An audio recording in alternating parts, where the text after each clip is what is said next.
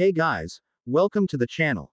This is the third part of what if Fate and DxD were in the same universe. Before I start, please do support for more awesome content and subscribe my channel and like the video.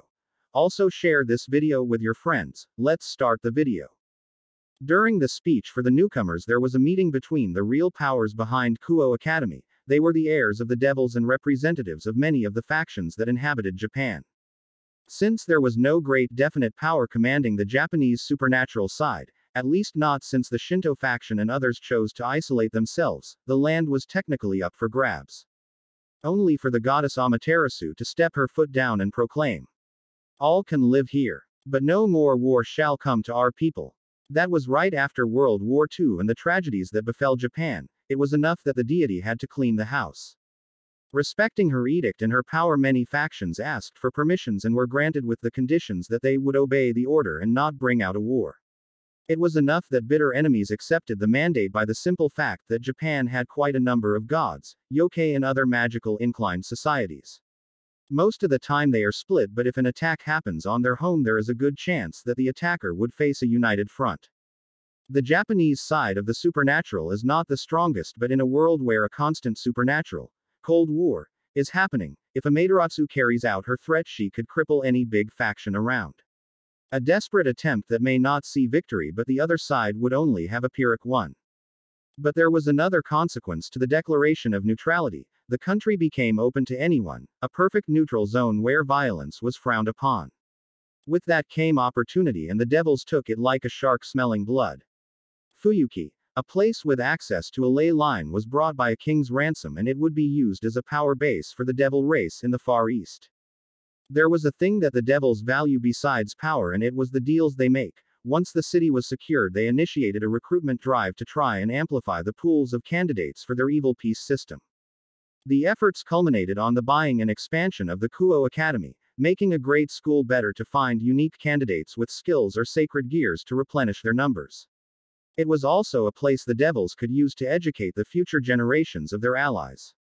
A devil lived a long life, and if they could help groom their future business partners, all the better. Once that was done, others decided to use the premises. A good school was a good school after all. Yokai, spiritualists, nobles and others made deals to be able to use the installations. In total there were 30 people in the meeting room. Some worked in the school, others had business in the town. When it came to the students, everyone still needed to pass the tests or receive a recommendation from a devil to enter, but it was worth it for the installations alone, while the council was formed by representatives of the supernatural in Fuyuki. The leaders of all this were the devils that were in charge of Kuo. They were the official second owners of the city and took care of most of the supernatural activity. There was a shift last year where the owners were members of noble houses from the underworld and were replaced by the heirs of said houses, with one exception that was elevated for political reasons. Besides these devils, there were representatives of the UK, 3 human magicians designated from the clock tower, and others. All of those were at the meeting to prepare for the year and also receive the report about the random branch of the ley line recently discovered. Among those there is one extra person, a noble from Kyoto, the center of power for the most powerful factions of Japan. She is a yokai, even though she looked human, with sharp yellow eyes, purple long hair in a ponytail, dressed in an orange shirt and black pants with a white scarf and arm warmers. She fitted more the part of an assassin than of an investigator. Her clothes aside, she still looked exotic and beautiful, a mature woman that could compete with any actress or model and be found superior, both in appearance and in her acting skills. Everyone in the room knew she was there to investigate and help with the new branch of the ley line. They just didn't spam out of nowhere and someone made a mistake.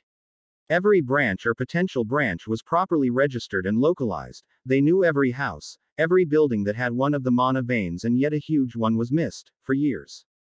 Suffice to say that besides a team to repair the thing, Kyoto also sent her to discover how that mess started. Her name was Shihuan Yoruichi, a noble woman and one of the last Nekomatas, a race of cat yokai, around. "Are we boring you, Shihuan-san?" asked a girl behind a desk with another 7 people around her. She was a devil like the other 3 sitting with her in an elevated desk, and the 4 behind them were their queens and second in command, standing ready for anything. She had black short hair, purple eyes behind a pair of glasses, a short haircut with a serious expression that didn't diminish her beauty. She was petite and was dressed in the uniform of the academy, all of them were. At her left side is Rias, also in the uniform and keeping her composure to avoid showing her frustration. There is also someone on the right side of the speaker, another girl with a long clear blonde hair that ran all the way on her back even if she was standing. Her figure is already of a mature woman and her eyes are pink. She is taking notes of the meeting and trying to puzzle parts of the report that was delivered to them and took a second to fix her classes and keep working. The last one was a male with blonde hair and orange eyes, making no effort to hide that he is bored even playing with the ribbon tie of his uniform. He was like a model straight out of a magazine with orange eyes and his hair pulled back. His posture was really relaxed. He also gave the impression of being a bad boy. Of course not, Citri Dono. It is just that we need more time to investigate our side and the ley line. Yoruchi's tone was professional and the spokesperson of the Devils, Sona Citri or Shator Sauna as the alias she took in Japan, just let out a sigh. You had a month and so far we heard no news. There is also the fact that one of us almost died on that site. Ria's face almost moved at her friend's comment. She didn't allow it, keeping a hold of her emotions. Well, then I better get back to work, don't you agree? Yoruichi gave a cheeky smile and a small bow before leaving. They could have sent it anyone else, commented the professor of the clock tower, a man with long black hair, glasses and dressed in a fine black suit with a red tie. He really wished for a cigarette. I agree but also disagree, said the small bald man, one of those who represented the yokai in Fuyuki. He was also the guardian of one of the new students, and even if now he looked like a normal human, that was not his real face, and the staff he was holding also had its own disguise. But Yoruichi-sama is the best at what she does. If there was foul play, she is going to find it. Be as it may. The blonde-haired devil fixes her glasses with a sigh. We need to finish this meeting and go deal with the new students. Is there anything else, or is it just Jacken's new ward and the fact that no one can touch her? She was officially done with the whole thing. Yes, I have made a pact with a magician and would appreciate it if none of you bothered him. That caught the attention of everyone in the room, not that Rias minded. You found a good one already? The male blonde almost shouted. How? You found no one good enough last year, as far as you said. It was an accusation. And since when do I have to report to you everything, Rudel? Rias pretended to check her nails, ignoring the other devil, which could only scowl. While he said in a rather rude manner, Rias, does this spellcaster have anything to do with the incident of the last term? Sona fixed her glasses and looked at her friend with the corner of each eye. Maybe. Rias was not going to explain anything if she could help. The heir of the Grimoire found a spellcaster and made a pact. The Grimoires haven't done that since the deals of Solomon. Jaken whispered in wonder. He was scratching his bald head and trying to imagine who would be such a magician. That is irritating, another person at the meeting said, an old woman with sharp eyes, her best years gone and her face annoyed by this recent piece of news. Plenty of our new prospects joined this academy to get a pact with one of the heirs of 72 pillars. The 72 pillars, or those that were left, were the real power on the underworld, the richest, the strongest and most powerful. Most of them already had deals and alliances with prominent families of Magus, with the exception of the ones present to a certain extent. The truth about Rudel was that he was there just to keep an eye on Rias Grimoire. She and the other two were the heiresses of 3 pillars, with 2 of them being siblings of 2 of the new mouse. A pact with him didn't mean the support of his whole clan, but it was still valuable. Because of certain events that happened in the last few years, the Citri clan was going to lose one of the families they have a contract with, and they wanted new allies. Sona herself has not made a pact with the new generation of that family, and that was something any Magus praises and wishes. Sikvera Agares or Hikari Seika also was looking for a pact, since the family that her clan had a pact previously had broken their deal and had to be cut off. Both figuratively and literally. On the Grimoire side, they never had a proper after their first one pact. Not for the lack of trying from the other parts, but simply because they never saw the worth. Sure, some had deals with individual magicians, but as far as a complete pact with all its privileges, this was the first one since Solomon. What can I say? I have found someone whose skills I found suitable and made a pact with him. Ria's smile was lovely and Rudel didn't like that. Hey, listen here. I hope you haven't found a human lover of all things here.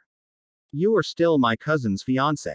The reminder just made the redhead annoyed and she refused to look at her fellow devil for the rest of the meeting. Either way, Sona tried to stop things from escalating. The Grimoire house will now have an official pact. I congratulate you on finding a gem, Rias. Sona was sincere in her praise. Why, thank you, Sona. Sikvera decides to ask the question that everyone else forgot. So, what is the name of this prodige? Ria's smile grew if such a thing was possible. Emma Yashuru. She said barely louder than a whisper, yet the name was carried to the whole room. If the announcement that the Grimoire were going to have a pact didn't bring the silence to the room, then the name Emaya did. It was absolute. That was until the room fell into chaos. That man had a son. Someone couldn't hold back their fear. It spread and soon others also started to shout. Impossible. That monster never should have an offspring. Claimed another. My God. We are all gonna die. The devils didn't like that one. Many others rose to their feet. The panic was spreading and soon it would turn to violence if someone didn't do something.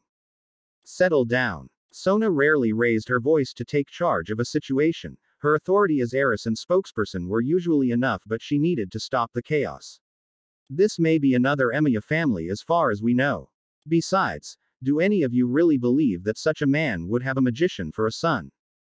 That calmed the room. Many already didn't want to believe that the Magus killer had a son in the first place. If there is nothing else, Sona gave a few minutes to see if anyone would raise any point. Meeting adjourned. Soon the room was almost empty beside the devils. No one was going to complain about that since it made sense if they were fishing for information that may be negotiated later. Emaya. Sona was looking to her childhood friend. The three ladies still on the table were friends since little, with Rudel being the odd man out. He was older than them and was going to leave the human world at the end of school, not interested in college, and his peerage also complete. Besides, everyone knows that he was there to keep an eye on Rias and stop her if she does anything that would insult his family, the Phoenix clan. What can I say? It's Japan and coincidences happen. Spare us the double talk. Rudel demands. She doesn't need to say anything. The heir of Aguirre's size. They have a pact, and if it's standard, then his secrets are hers secrets are his. She was nursing a headache because of the turn of events. This kid may be the son of one of the most dangerous men alive. The information itself is worth a fortune. Not only monetary but on influence and prestige alone. My brother approves of it. Those words from Rias should take the wind out of anyone's sails. Lucifer himself approved, and while he was a fair leader, no one wanted to incur his wrath. Did he approve of it as Lucifer or as your brother? But some people don't quit. Rudel is one of them. As the Mao. Rias glared at the blonde who ignored her. She has been glaring at him a lot since last year. Congratulations, Rias. Sikvera gives her friend a smile and gets up to leave. Her queen, the only male of the rank in the room, gives a small polite bow and follows his king. He had black slick hair, eyes, and was dressed in the uniform of the school. His steps had a well-practiced elegance. Not wasting any time, Rudel also leaves, his queen a lady with long green hair, cyan eyes and well endowed. She was dressed with a short skirt, leggings and looked ready for a business meeting. Once there were just four of them, Sona sighs. You are sure he is not the Magus killer's son? Maybe. Rias says with a shrug, and Sona knew she was not getting anything more than that. Please tell me that you at least protected his public records. The short-haired girl was massaging her temples. Sona, you don't need to worry about his records, they are squeaky clean. With that, the Citri heir takes a deep breath and decides to leave. With her is a woman with straight black hair that extends all the way down to her knees, with split bangs and heterochromic eyes, with a violet left eye and a light brown right eye until she fixed her glasses and both looked a normal brown color. What Rias forgot to say was that the public records of Emaya Shuru were already altered by someone else, and she double-checked twice. With just Rias and Akano alone, they also started to leave. No word was traded among them for the moment. The walls have ears, something expected when the population of the school included a good bit of beings with enhanced senses or magic skills. In a way, Kuo was like an embassy, and every foreign power was working to elevate themselves and pass new integants for their camps. It would not be weird if there was some seal or bug on the walls or lamps. All ended well, didn't it, Bucho? Akano says with a smile. She probably wanted to tease her more, but Rias just took the comment for what it was. Indeed. Who would have thought that the Emiya name was so scary? She spoke out loud for the spies and for herself. When she told her brother the name of the Magus and he gave her permission, it was with an express order. Don't press for it. If he says no, let it go. Was the command, but not one born out of fear. Even if the communication between realms is shoddy at best, Rias could still hear the respect in her brother's voice. People fear the Magus killer. That is a fact, and Lucifer respects him. Also a fact. She couldn't help but ask why once they were in the same place. All her brother did was smile and nod, saying nothing else. Either way, the deal was made and the pact signed. Rias didn't care about the Magus killer, and Shiru's abilities were enough. Once they meet up, she can go and work out the details for some rare materials she already negotiated during vacation. Akano, we are going to the clubhouse. Era, aren't we going to look for Emiya-kun? The queen was curious about the decision. I will ask Kiba to look for him later. They still need to spar. And Rias really wants to see this fight. But for now, let him go and find a club of his own. Of course, if he wanted, he could join hers, but he didn't need to, as the pact was their bond. But she wanted him to join hers. For the sake of his research, she was going to make the offer and try to convince him, but she was also not going to press him. She had time. Rias was the president of the Occult Research Club, a great cover for her operations, and she could already guess that there would be plenty of magicians going there to try for a pact with her. She will have some fun watching them make fools of themselves until Shuru shows up. Finding a club in Kuo can be surprisingly hard, not because of the lack of variety but for the variety itself. So to help the students, the first day of school is not for presentations or anything like that. It is about mingling with each other, having some fun and joining a place to do something one can enjoy. It was a benefit of having a university bound together with the school. It allowed the chance for everyone to have some fun. Shuru. I am feeling a bit overwhelmed. Issei couldn't help but say it, and Shuru would agree wholeheartedly. This place was supposed to be a school, and yet. Come here. Join the Marine Life Appreciation Club. Have passion. Join the dance club. Show your moves. Come to the volleyball. There were many tents, with demonstrations, shows and exhibitions. Most were managed by the girls of the school, with some college students joining in to help. Does this happen every year? Shuru couldn't help but ask. I have no clue. The two of them were walking around and looking at the many exhibitions. Are you going to join the Kendo club again? It may be different here since there are also going to be some college students. For a second that made Shuru deliberate. That would be different. He would have more experienced people to spar with, and that would help him grow more. On the other hand, the problem was the limitations of Kendo. Unlike a real fight where one does everything to win, in Kendo there is always the same point system. No, I don't think I will. Shuru reaffirmed his previous decision. I have nothing to gain from it anymore. He then looks at Issei. What about you? I still wish to join the student council. Issei says with hard eyes, his mind focused on his single goal. Then go. I will be fine. Shuru didn't know if there was a tent for the council or he needed to ask someone or something.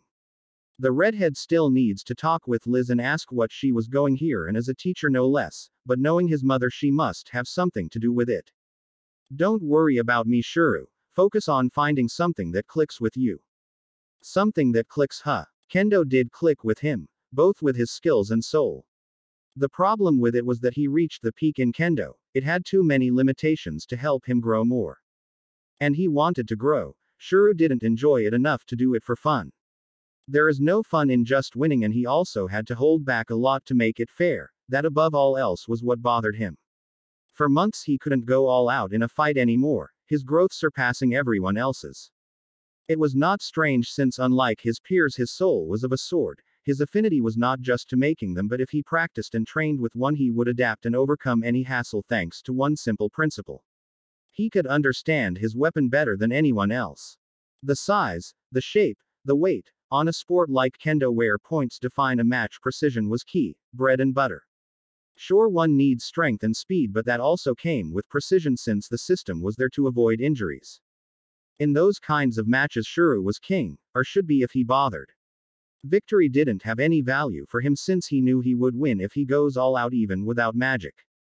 He learned dodging by sparring with a fighter homunculus, and thanks to exercising with reinforcements, his muscles were better than normal people's. The duo walked around checking some of the exhibitions. There were works of art, sports of many kinds, and even a play happening. The yard, gyms, everything was being used for clubs today, with any intention that the classes would only start tomorrow. Even our festivals didn't have that much stuff, said an impressed Issei. The organization alone is astounding. Whoever planned this must be really skilled.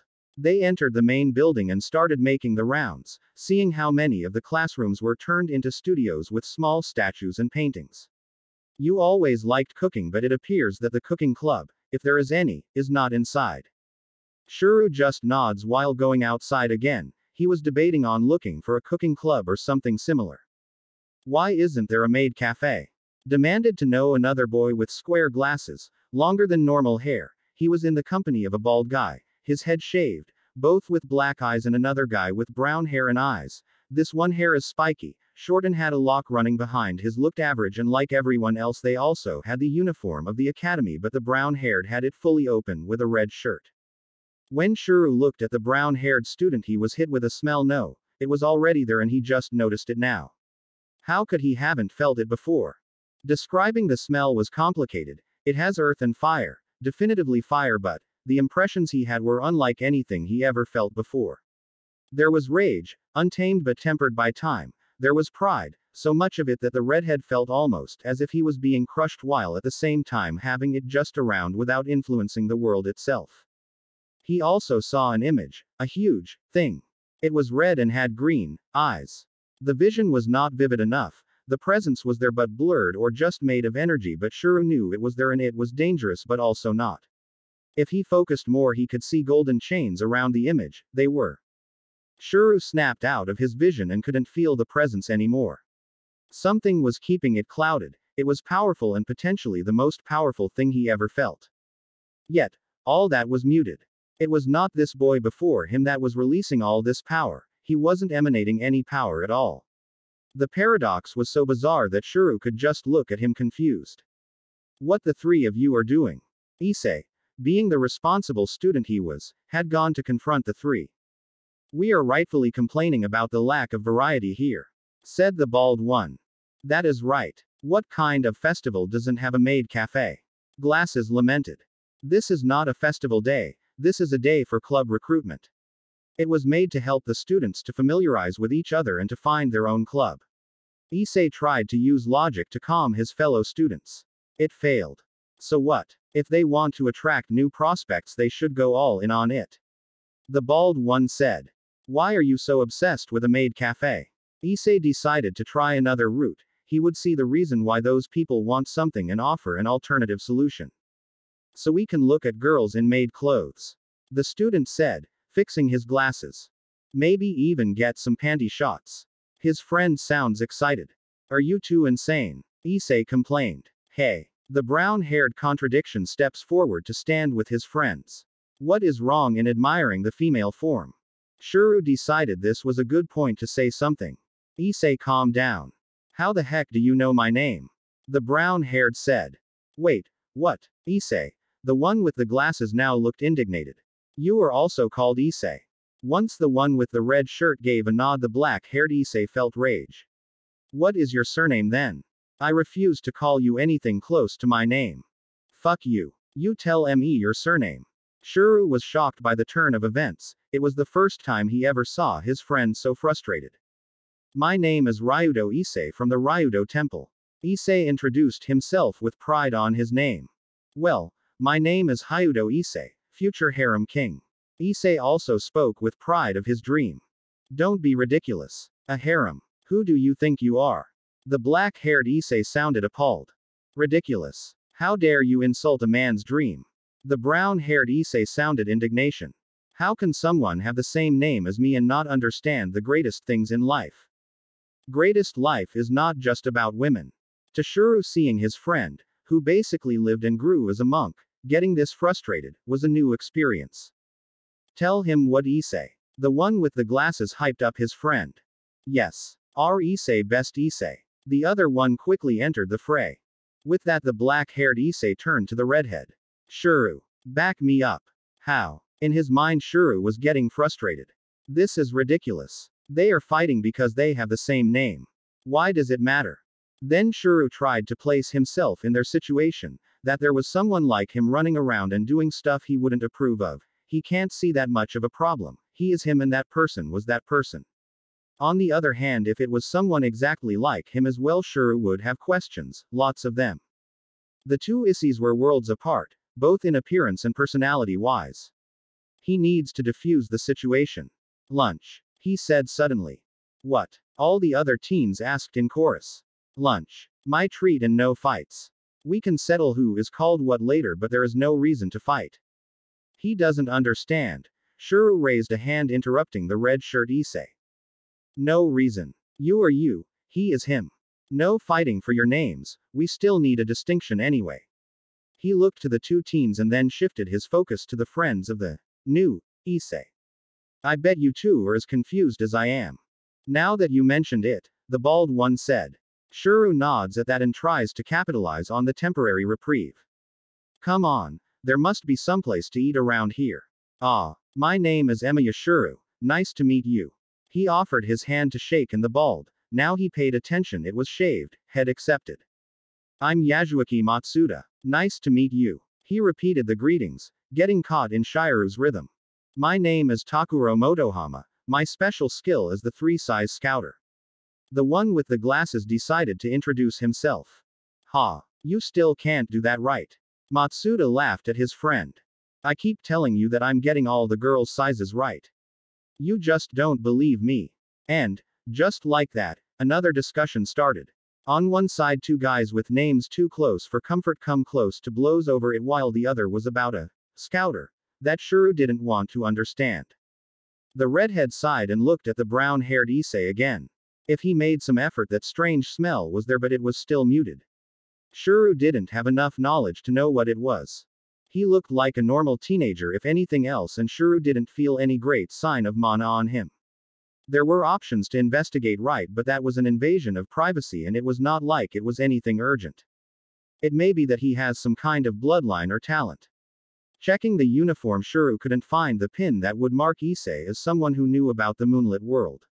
In light of that, Shuru would refrain from talking with him about it, instead he was going to ask Rias first. Looking around, Shuru placed a hand on his friend's shoulder. Issei, please control yourself. People are watching. The last part he whispered, it was enough. You are right, Shuru, thank you. His friend showed his discipline by turning back to the other Issei and, turning around, deciding to not bother. Let's go, Shuru, we still need to find you a club. Oi, is he ignoring me? The other Issei was getting frustrated. You can't ignore me like that. I can and I will. The black-haired continued his march, but that hurt the brown-haired pride, who decided to follow. Now listen here. What followed next is Shuru looking at the tents trying to find a club while the Issies and the others discussed. One Issei preaching restraint, control and a model life example, while the other arguing the need for one to follow their desires and dreams, to be free and enjoy their lives, while his friends gave more and more ammunition. Shuru didn't have anything to say, he agreed with both sides to an extent. One has to have restraint on certain things, but he also could see the need to follow one's own wishes once in a while. It is the main reason why he wasn't going to join the kendo club. He was good, but it was not necessary anymore, and he wanted to do other stuff. He just didn't know what yet. At the moment he was trying the sewing club, but it was not for him. All the while the others kept debating and most of the people just went around them, many girls looking disgusted about some of the themes. Issei, his friend not the new one, may have troubles joining the council of this school if he doesn't let it go. Whoa. Someone collides with him, but Shuru didn't lose his balance. The person, another student with black hair and a forgettable face, just says, sorry, and starts to run again. Now that he notices there were a lot of people running, all in the same direction. What the hell is happening?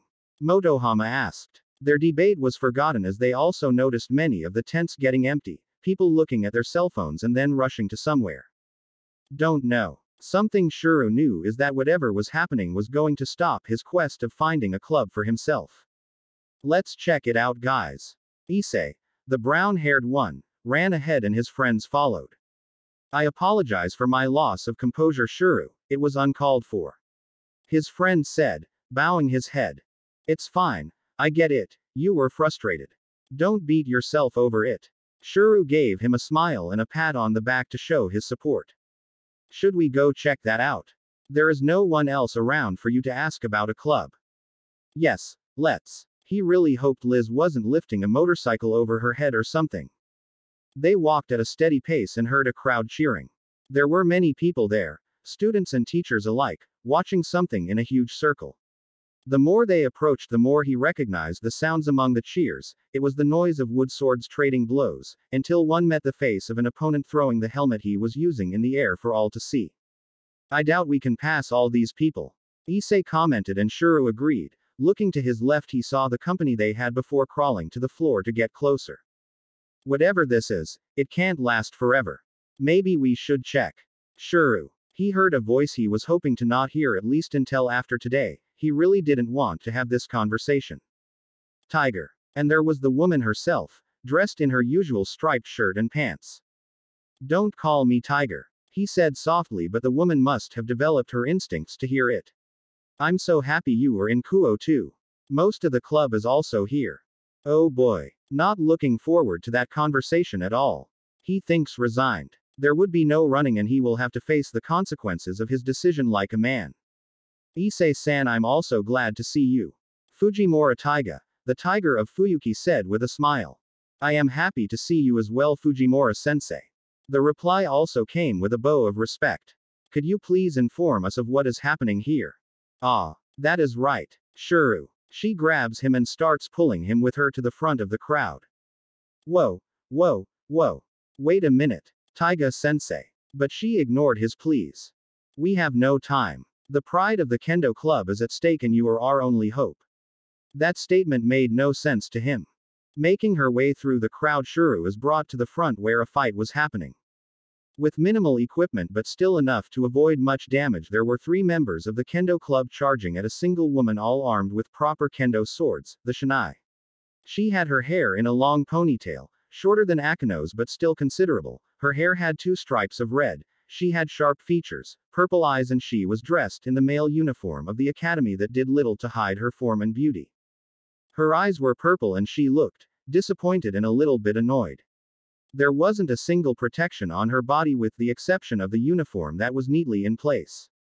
The Kendo Club members charged, but even if they advanced together, 2 hung back and let the more forward one attack first.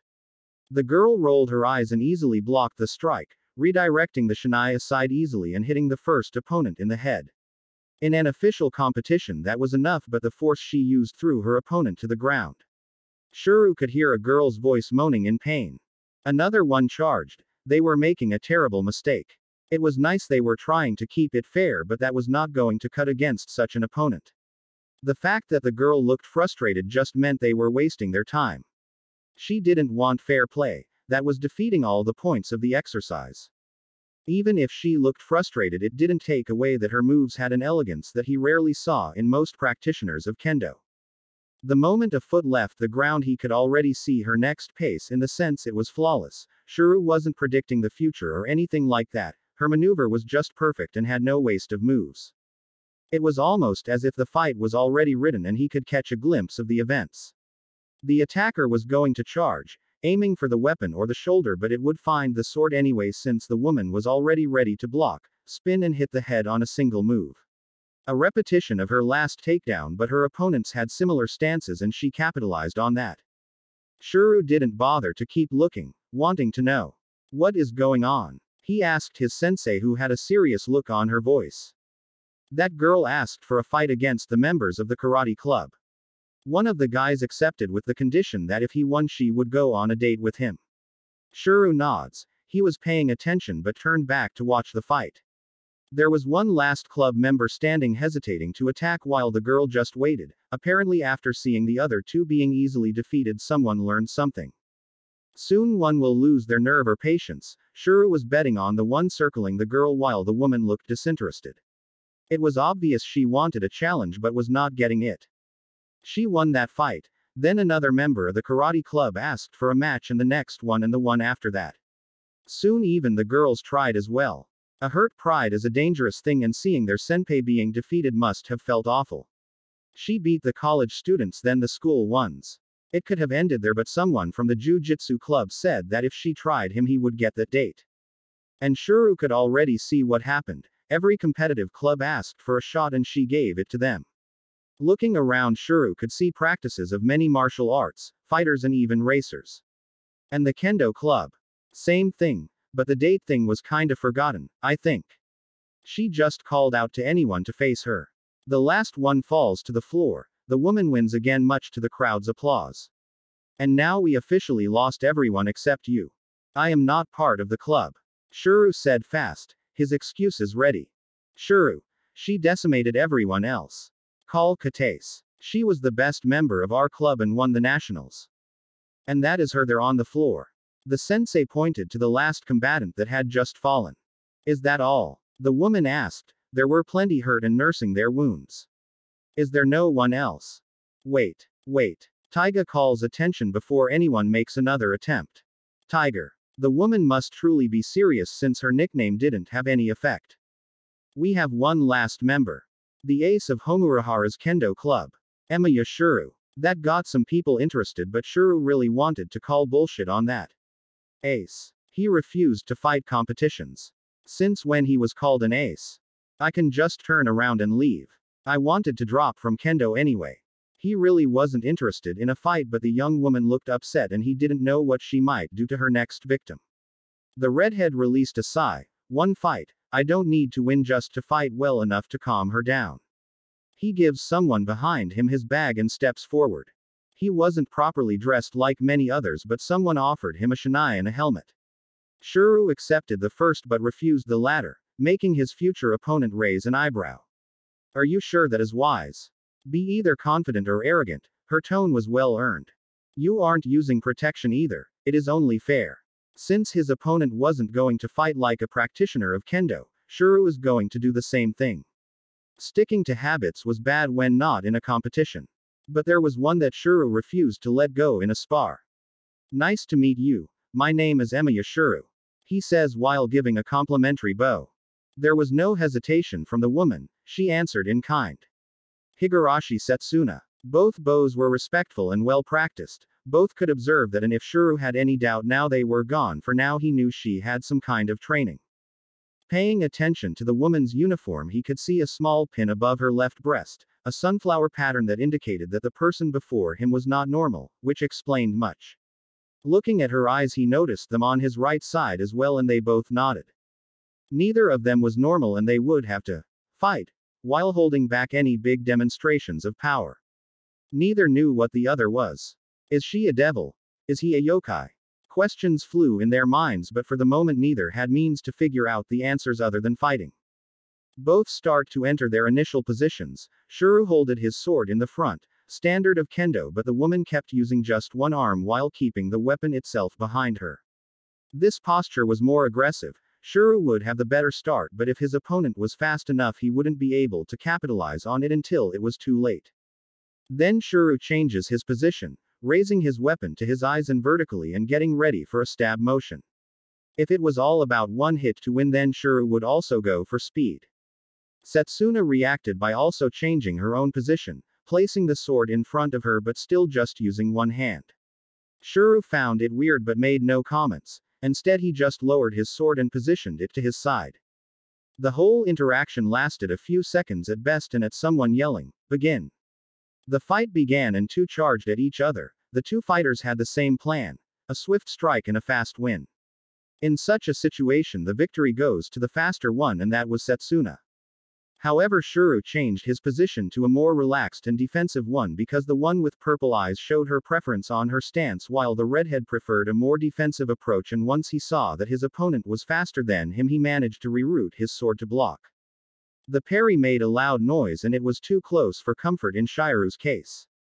On Setsuna's side she wasn't disappointed anymore. His opponent managed to parry, the first one of the whole day. He really isn't normal. Still on the human limits, and she didn't feel any magic on his defense, but he was fast enough to block her strike. The thing is that neither of them could go all out, more than they already did anyway.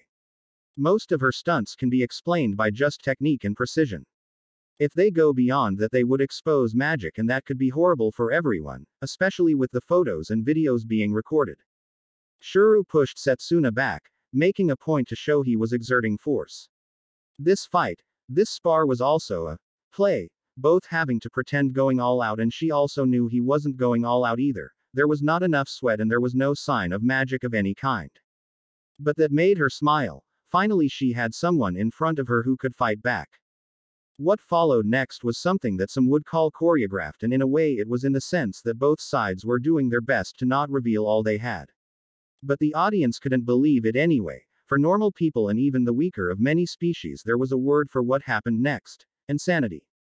Once Shuru managed to push the woman away, both started to trade blows. It was not slow at first and building up. The two swords just clashed again and again at speeds that most people had trouble keeping up. In a sword fight, pushing the sword aside and hitting after was the path to victory. The struggle comes when both sides try and fail to push away their opponent's weapons. What followed after a while was a parry and a push. Setsuna tried to get some distance while Shuru pursued. She raised her sword to block another blow, the wood of the swords trembling but not breaking.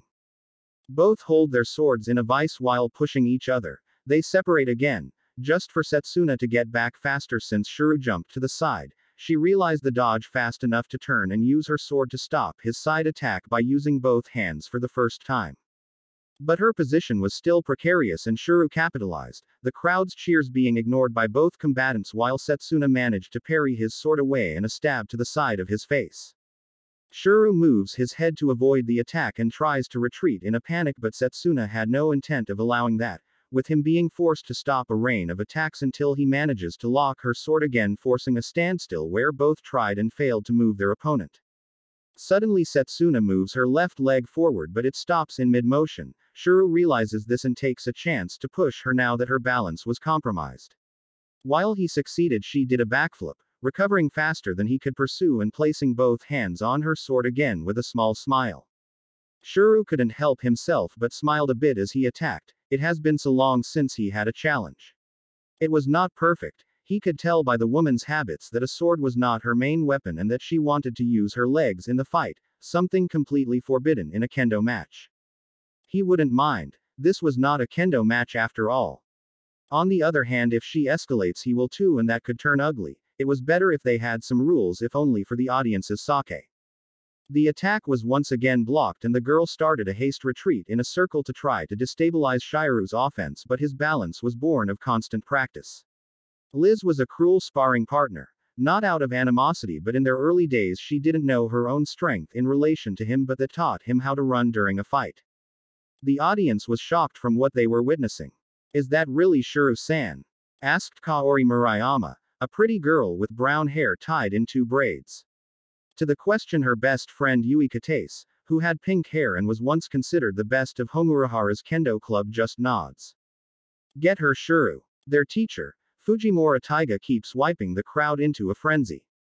"You can do it. Setsuna-sama." The new girl on campus already had the makings of a fan club with many cheering for her. The two fighters didn't care. They were focused entirely on each other. Setsuna moves her leg again and Shuru tries to capitalize on it, only for the young woman to keep her balance and turn his sword to the side. It was a feint and the redhead fell for it. Reacting quickly, Shuru bends his back and attacks from below. Setsuna jumps back again, the crowd making way as she approaches, but gets back in position when she charges back to a crouching Shuru who had to block the overhead attack on his knees, one hand on the handle while the other on the blade. Shuru almost fell into his instincts of using his magic to reinforce his arms to counter the pressure, but he held it back and the tip of her shinai almost got to his forehead. For her part, Setsuna was making an active effort to not use too much strength. If she used too much, she would lose. This was a matter of pride for her, a competition of skill instead of just power. It didn't matter if the man before her also was holding back something, if both were fighting on the same level while still being able to keep up. There was a silent agreement between each other: the winner will be the most skilled. The crowd was astounded. More than once they thought the fight was coming to an end, only for the opposite to happen. Setsuna already built a reputation during the day by defeating any challenger with minimum effort in many different forms of competition. She could run faster than a sprinter, knew martial arts and was stronger than any other girl of the same build and most men, to the point she had won most matches without beating a sweat. However, she was not the only one being watched in admiration. The unknown redhead for many was supposed to be the ace of the kendo club, and he was proving it being true as the only one that lasted more than a minute or two against the woman who was one-shotting everyone before. There were some who knew partially what was happening. They had pins that most of the population of Kuo couldn't see. But even the citizens of the moonlit world could see that the fight, even as an act, was using lots of energy and concentration to not break the basic rules, both from kendo and the preservation of the secrets of the world alike. Once Shuru pushes himself back up, Setsuna had to retreat or risk the reveal. Their movements were fast but not superhuman, and were few among the spectators that didn't feel some admiration for the two shows of restraint. The woman knew when she was supposed to lose a competition of strength. The man knew when he shouldn't be able to keep his assault going. The stalemate was not artificial. Both were fighting by the rules and following it in both letter and spirit. Those that liked to compete wanted to join. Those that knew exactly what Setsuna was were admired by her control, but none knew what Shuru was. They were paying close attention to any moves he made, ready to call foul in case he threw away honor for victory.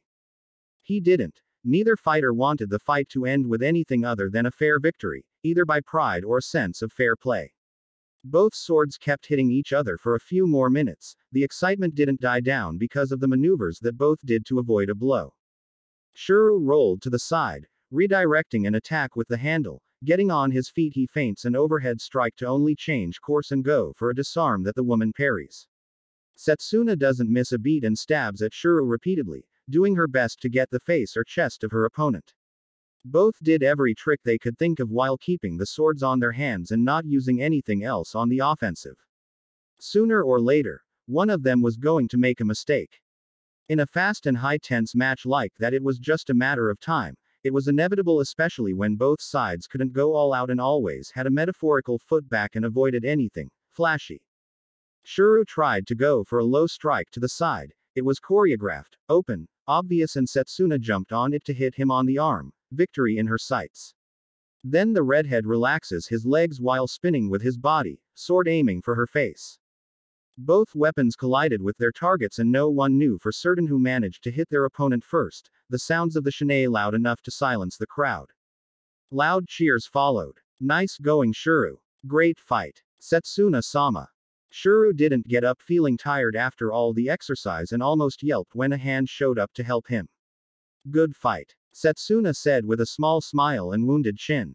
Right back to you. Shuru takes the hand to get up and it becomes a shake. He notices that she was not looking as ragged as he was. Even if most of the effort was in holding back, they still fought constantly for a good couple of minutes. Looks like you have a fan club now. He tried to joke, but she just sighed. I hope to God that I don't. That would be a hassle. The way she spoke confirmed she wasn't a devil, at least. Shuru. Someone jumped on his back and he recognized the voice.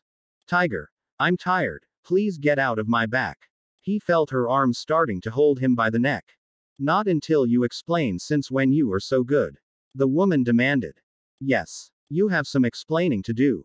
Shuru-san. There were at least 8 people from his old kendo club. He really didn't want this conversation. Katase continued. Why can you move like that? And so fast? Why have you never done anything like that before? You could have competed for the male nationals. We would have won 2 trophies. Once everyone present nodded at the affirmation, Shuru fought off the hold from their teacher and stepped back to Setsuna's side. To be fair, we weren't fighting formal kendo for the most part of the whole thing. Or the whole thing in general. Still, Katase looked pissed. You moved so fast, I barely kept up. There were people still around, but most were leaving since the show was already over. Of the ones that stayed, there was his friend Issei, some members of other clubs who were overhearing the conversation, and others who looked to be just admiring the whole thing. It's because just fighting kendo is restrictive. There are a lot of rules that would stop me from doing most of what I did here. Not surprisingly, it was his teacher who was nodding at his argument. If that is the case, then join our club. He didn't know who the girl who screamed was, but she was dressed in a kimono that could be either karate, judo, or something similar. No way. They should join ours. A guy dressed similarly also joined the conversation. Yours. He just complained about how restrictive a sport can be. came another girl dressed in shorts and a tank top. In the MMA club you can fight much more freely. Didn't take long for a brawl to ensue, the sports clubs fighting each other for the two best athletes of the school as far as they could see. Issei fixed his glasses and offered Shuru his bag back. I suggest that we leave. Shuru nods and turns to Setsuna. Yeah, I don't think I'm joining any of those clubs. The fist fights were growing in intensity, and to Fujimura's credit she was trying to stop it, only to join in on the brawl. You aren't. At Setsuna's question Shuru nods, prompting her to place a hand on her chin. Then I suppose I won't either. None of these people presented me with a challenge and it would be pointless. Ah, the same problem I have. After thinking that, Shuru asked her. Don't you have anything you enjoy doing? Never had the chance to find that much in my life. I spend most of the time training with my twin sister. Usually we did what she wanted, but now I am in another town and we are separated for the first time in my life. Her eyes looked to the horizon, reminiscing old times. Why is that? Issei wondered. Even I, living in a temple, am allowed to find my own path. With that, Setsuna looked at Issei's uniform. Seeing no pin, she answered. My sister will inherit our family business. As a spare I also was taught a lot. That is, Issei had no comment, but Setsuna looked at Shuru with a raised eyebrow and then pointed at the pin. He figured she wanted to talk more openly. Issei, why don't you go and look for the student council? Shuru didn't want to be rude. Yes, maybe we should find them or another teacher to help deal with that mess. None wanted anyone to get hurt, but in the way that was escalating it was bound to happen. Good idea. Setsuna interject. Go to the school and try to find someone there. I am almost sure I know where one of the teachers is. While both Shuru and Issei wanted to say there was already one on the premises, Taiga was already too deep to be trusted on being the voice of reason. Then we all should go there. Issei affirmed. While that may be for the best, they may not be there anymore and we can't waste time. I will have Shuru-san with me for help while you go for the guaranteed route.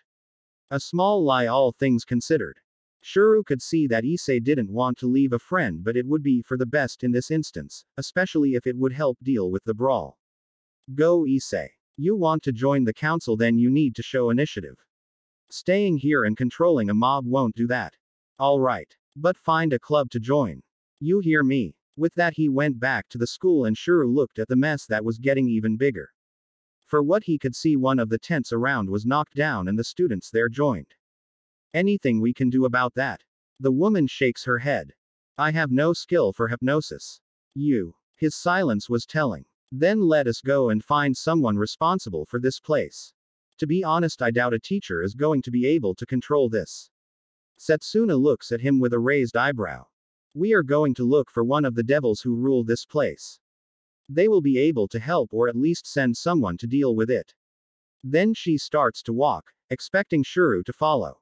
At the mention of devil, some possibilities jumped in Shiru's head and he checked his cell phone. No calls so far, not even a message. He was supposed to meet with Rias but no news so far. Is she expecting him to find her? How do you know where we can find a? Shuru looks around to check if no one would hear him. Devil. I can smell mana. Now Shuru was interested. I can do that too, but there is too much around. Setsuna stopped and looked at him, giving him a real analytic look. After a few seconds Shuru couldn't help but ask. What? Turning her head she sighs. You are human, right? After the nod she says. I can't smell mana on you, only steel. How does a human end up using smell as their detection sense? It was just a thing I picked up. Shioru didn't remember why he started using his nose to detect mana fluctuations, but here he was. There are a lot of devil presences in the school. Setsuna is walking again and Shuru follows. We are going to the one that is most distant and is easier to locate. Either they will be able to resolve the problem or take us to someone who really can. Why the most distant one? Because there are too many smells to properly find one in the school. He couldn't disagree with that logic. She may be able to find those smells better than him, but a packed place is going to be harder and can be potentially overwhelming. Didn't you bring a backpack? Part of Shuru wanted to be told that too, but at least he had his lunch. I was told that for the first day there would be no classes. Didn't see the point. Part of Shuru wanted to be told that too, but at least he had his lunch. Both of them started to move to the woods. There was a small forest inside the school and Shuru felt nostalgic for a moment. Didn't know other schools had those. But this one is bigger. He decides to say, I have the number of a devil on my phone. If we don't find anyone willing to help, I can call her. That would probably be for the best. Why aren't you calling now? That was a good question. She said she would contact me today for a meeting, but so far nothing. Shuru checks his new phone again. She may be busy. Is this devil part of Kuo? After a nod, Setsuna proceeded. Then it is normal, Shuru-san. Today is a busy day for the devils around here. Could you elaborate, Higurashi-san? That made the woman stop. Higurashi is actually the surname of my aunt. I am using it for my own reasons. Please use my name when possible. Shuru didn't have any problems with that. Why is today a busy day, Setsuna-san? While they made their path to the closest devil, Setsuna explained that every year, on the day of club hunting, for the students, the mages had their own tradition. Rudel watched with his peerage as mages tried to pass his test, a simple one since he can't afford to be picky.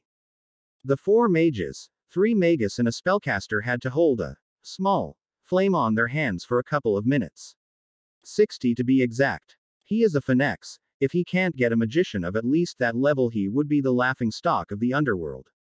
I will repeat it. Your magic is not useful for me. The heir of Aguirre said with a sigh. She really wanted to pick someone and get this over with. Next.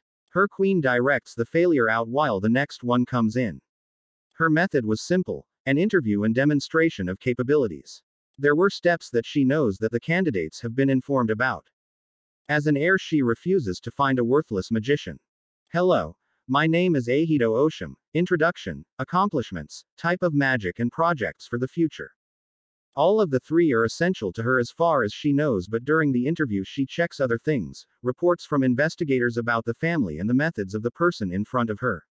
With that information she asks a couple of questions, simple and small ones at first, until she deducts some things from the report. Her goal: establish trust to have the person to admit some of the most cruel aspects of their story. But she didn't want them to crack, she wanted them to resist. Sikvera was trying to find someone that she could trust. If she is going to be tying herself up with one family, she wants their values to be different than the last one.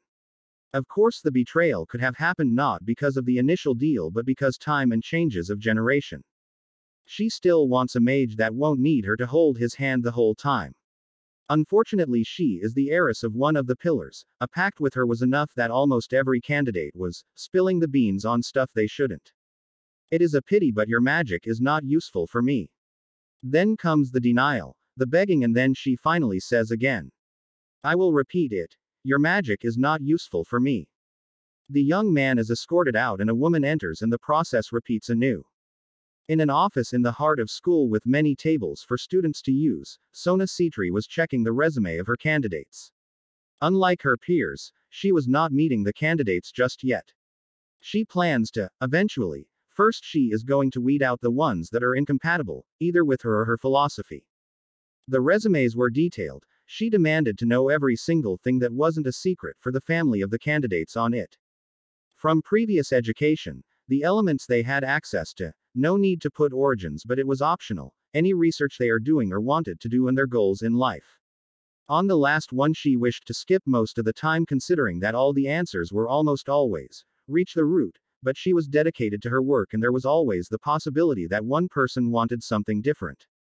Her method was more tiresome and there was no way she was going to make contact with anyone today, but that was fine. Unlike the others, she was not going to hurry up. Some of the last year's candidates were still being evaluated, but she hasn't found anyone she could trust or that she wanted to focus on building up. Not for a pact, at least. Still, her method may be slow, but it allowed a greater pool of candidates, including those that may have preferences for another heir. Sona is not a fool. She knows that many of the more ambitious candidates would go after her best friend. The Grimoire family hadn't made a pact for so long that there were even rumors that the one who makes a complete pact with them would surely become a sorcerer. That was hilarious to her friend. Rias said once she raised the tidbit. My family got lucky. We didn't need to make pacts to get what we wanted. Deals were sufficient. Just remembering that made Sona wonder what Emma Yashuru had offered that incentivated her to break a millennia-old streak. She was sure that his name wouldn't be around these resumes, but it will be on the school's reports at a later date. Her curiosity was irrelevant at the moment. The pile of rejects was growing bigger and bigger, but she found some good candidates. Even if they are not worthy of a pact, she can make deals and even offer her a place in her peerage. A knock on the door calls her attention. Sona entered as one of her bishops. She was still new as a devil, but the Cetri clan knew her through her father, who they had business with. With a pretty face, blue-green eyes and silver hair with black roots showing that she will have to dye it again soon, Hanakai Momo entered her office. There is a new student asking for assistance. A brawl is happening in the middle of the club hunting. A brawl. The queen of Sona's peerage was there helping them. They may not be in charge of the student council yet, but the actual president was busy running around giving them space to work. She follows the question with, "How did this happen?" and the other council members. The thing is escalating. Momo pulls out her phone and shows a video. There was a spar and the students were fighting to get those students in their club. Toriyama Kaichu is running hagged with that. Since the actual president of the student council is a normal human, she couldn't just use hypnosis to settle the problem. Taking a deep breath, Sona decides to go there herself. "Tsubaki, please make sure that no one that shouldn't see these finds them," she said, pointing to the resumes. "Of course." Tsubaki Shinra gives a small, decided nod. Trusting her, Queen Sona starts to leave. The actual student council president is competent, but he needs a magical touch on this situation. Passing through her peerage who came to join the council on her request, she sees a black-haired boy with glasses talking with Yura Tsubasa, a girl with blue short hair, blue eyes, tall, and athletic build, was a bit of a tomboy in reality and had the face of a pretty boy, and Kusaka Rhea, who had two short braids formed by her long brown hair, brow eyes and a slim figure. The two of them were trying to calm the boy who was telling them all about the brawl. "Don't worry." Sona approaches him and gives him a smile. "We will settle everything." With that said, she departed and Issei was shocked, his concerns melting away. Even the duo of devils were shocked by the change of posture while the young man just stood there for a second before following Sona. "What is this feeling on my chest?" There was also a weird sensation on the back of his head, but it was ignored. His heart was beating fast, he was short of breath and he couldn't see the rest of the world around him. He just wished to follow that woman. Rias was amused. The number of magicians that came to ask for her to make a pact was considerable. She almost told them then and there that she already had a contract, but Akano, her sweet and cruel queen, convinced her to let them try to impress her with a talent show. "My name is Kito Minomatsu. I am 16 years old and my main branch of research is the manifestation of familiars using earth. Or in simpler terms, golans. Touching the ground, the earth starts to move and small statues made of rock get up, 3 in total, a little taller than a mailbox or a trash can. There wasn't a stage to avoid damage by magic. The candidates were all on benches watching each other, with Rias and Akano on the front sitting at a desk with notes for both of them. Kiba, the blonde devil who looked like a charming prince, was acting like the host and security, his sword at the side ready just in case. The small building was once Kuo but was then abandoned once the bigger building was ready. The aesthetics of it was more of an European design with 2 floors. Once Rias took it over as her base, she had it reformed to be livable while improving the space and fixing any broken thing. The end result is a huge house that the devils could use with complete freedom, was comfortable and away from school, which allowed for such events. The candidate bowed to her and his audience, prompting polite applause. The outside of the clubhouse, which was the old school building hidden in the woods, allowed the use of plenty of space and the trees for targets in the exhibition. Akano gave the magus a small smile and the young Kito blushed. He took a step to leave the center of the clearing and almost fell forward to the ground, exactly what the long-haired woman wanted. Rias could only roll her eyes. Her best friend was having too much fun with it. She looked to the one still to go and let out a breath of relief. It was almost over, considering they started with some 60s and had just 5 to go. That was a relief. With so many magicians around, she hesitated on calling Shuru. Rias wouldn't put past some of them to try and kill him out of spite. Still, there were some promising candidates for contracts with Akano or Kiba around, if they want it, that is. Most are too prideful to leave with the second best thing. but she will love to be proved wrong in that case. Rias-sama. Kiba asks for her judgment on the performance of the last attempt to impress her, his smile, patience and everyone else waiting for her evaluation and judgment. A decent display of skill. By the change of posture and the stiff shoulders he knows what is going to happen. This was not the first tear down that Rias gives today, but your golems are on the short size and while the speed of creation would good if you haven't used almost all your mana in their creation. The poor guy was trying to cover his exhaustion but it was clear to all that he was done for the day when it comes to magic. The redhead devil was trying to be nice, she really was. But if she isn't honest there he won't improve or may even kill himself trying to impress someone else. Rias-sama is right. Akano says formally, her tone full of benevolence. You still showed promise. She gives reverences, cheering the mood of the magus, but I suggest that you practice more. A woman doesn't like those that finish too fast. To just take the carpet out his feet and deflate him completely. The king of the peerage lets out a sigh as the magus drags himself to join the other spectators. Akano is a reincarnated devil and yet, sometimes, she acts more like a classical devil than Rias herself. I really should look into that. Nah, it will be fine. You all should just give up. Declared an approaching young man with messy blue hair and eyes. His student uniform was messed up and his whole demeanor screamed delinquent but in a bad boy kind of way. His confidence and arrogance spoke of a playboy or a magician of old lineage, possibly both. It certainly explained why he was arriving late. You are late, sir. Kiba approaches with a small smile. The contrast between both is visible to all with the Knight of the Devils playing his part being polite and understanding. His counterpart didn't care. I can assure you I'm right on schedule. Almost like a peacock he stood there full of confidence and looking directly at Rias. I just wanted to get here when most of the losers had already quit to don't waste time. Before Kiba could say any comment about the attitude of the magician, someone spoke from the crowd. Have you lost your head, Meitu? A young woman who steps forward walking out of the crowd full of confidence. Her long wavy black hair was braided into two side upholded by two black ribbons with the rest left loose. Her figure was one entering her womanhood while her aqua eyes showed a fierceness that had other magicians opening the way. If it wasn't obvious they knew each other it became apparent when the disposition of the blue-haired male changed in seeing her. Tasaka-san. Meitu was still full of confidence and his smile grew to his acquaintance. I didn't know you were coming to Kuo, thought to be fair you may be here for the audition. I don't need to tell anything, Meitu.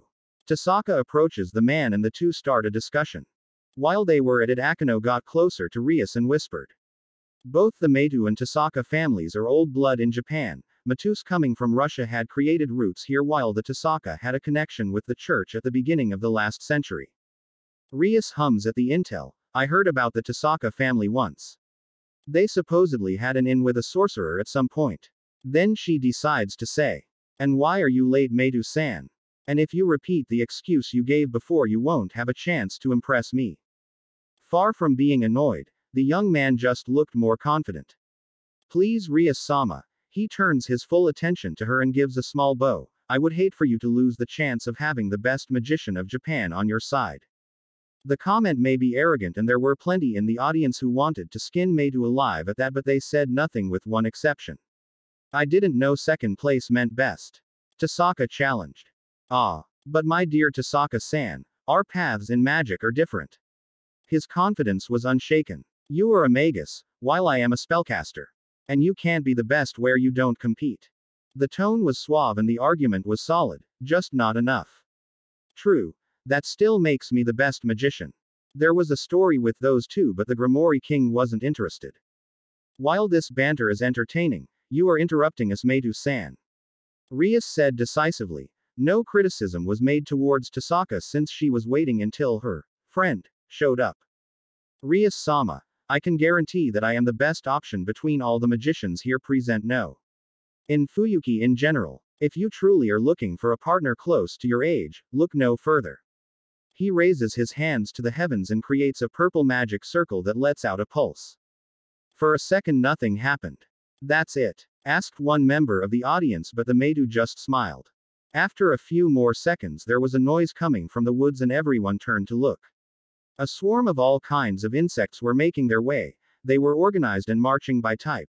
Larva, Crickets, spiders were some of the examples that came out of the woodwork together with bees, flies and butterflies. The last ones come in various colors fly around the Meidu who were moving to the table where the devils resided.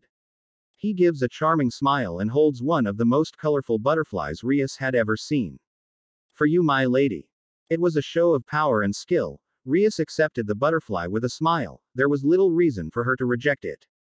Did he planted insect familiars or he legitimately controlled the ones in the woods? She knew that the butterflies are to distract her from the more grotesque aesthetics of bugs, but she didn't mind if it was useful.